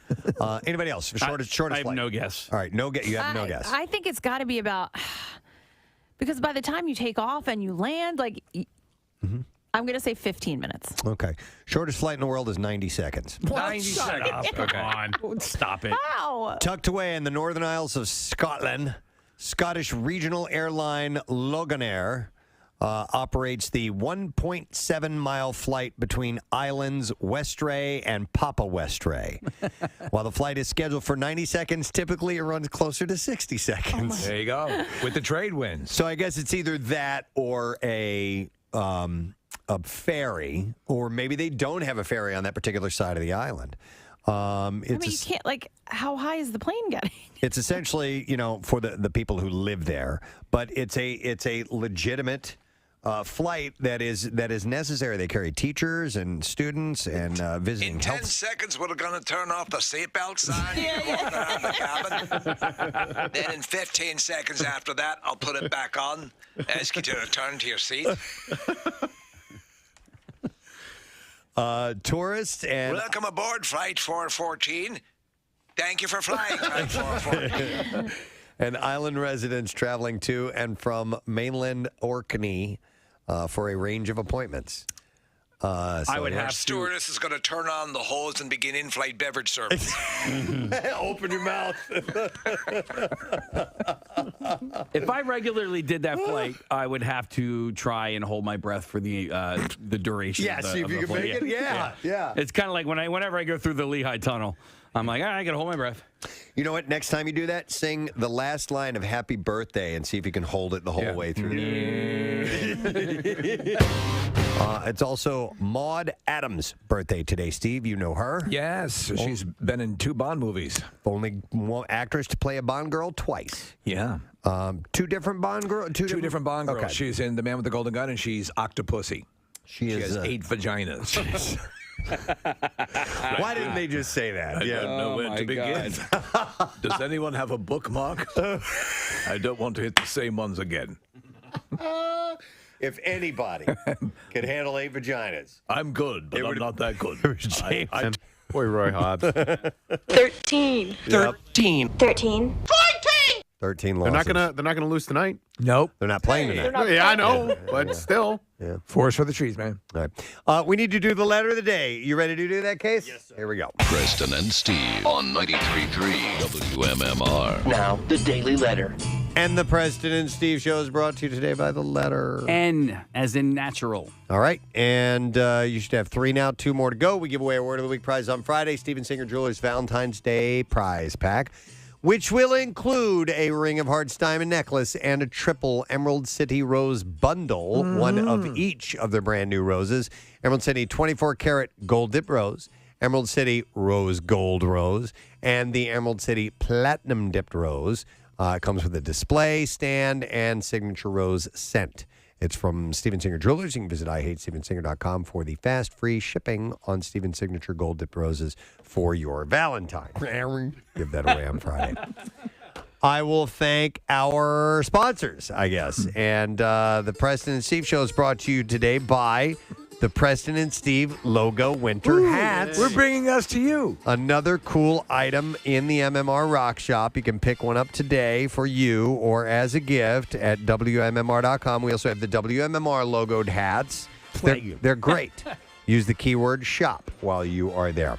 Also brought to you today by Dunkin', the official coffee of the Preston and Steve Show, and by Acme. Download the Acme app to see your all new deals, rewards, and perks today. Visit acmemarkets.com for details. Tomorrow on the program, we have a full boat. We are going to talk to Keith Yandel of the Flyers. Yes, the Flyers have lost a lot of games. Keith has played a ridiculous amount of consecutive games. The Ironman record is his. He deserves to be celebrated for that. We'll talk to him tomorrow. We will also have Sensei Kreese on tomorrow. Martin Cove from Cobra Kai will be joining us. And as I said earlier this morning, we are going to have Joel and Leah from London. We actually spent time with them when we were in London, and they do this cool little kind of lifestyle video series about Brits and Americans. And they're sort of fascinated with Philadelphia. They are, yeah. So they're in town, and they're going to stop by tomorrow, and we're going to play Brit or Not a Brit. So we got some contestants signed up for that, so it should be fun. You sound like you're from London. Exactly. That is it. We are done. Rage on. Have a great day. And Pierre's in next, and we will see you tomorrow, friend. Bye-bye.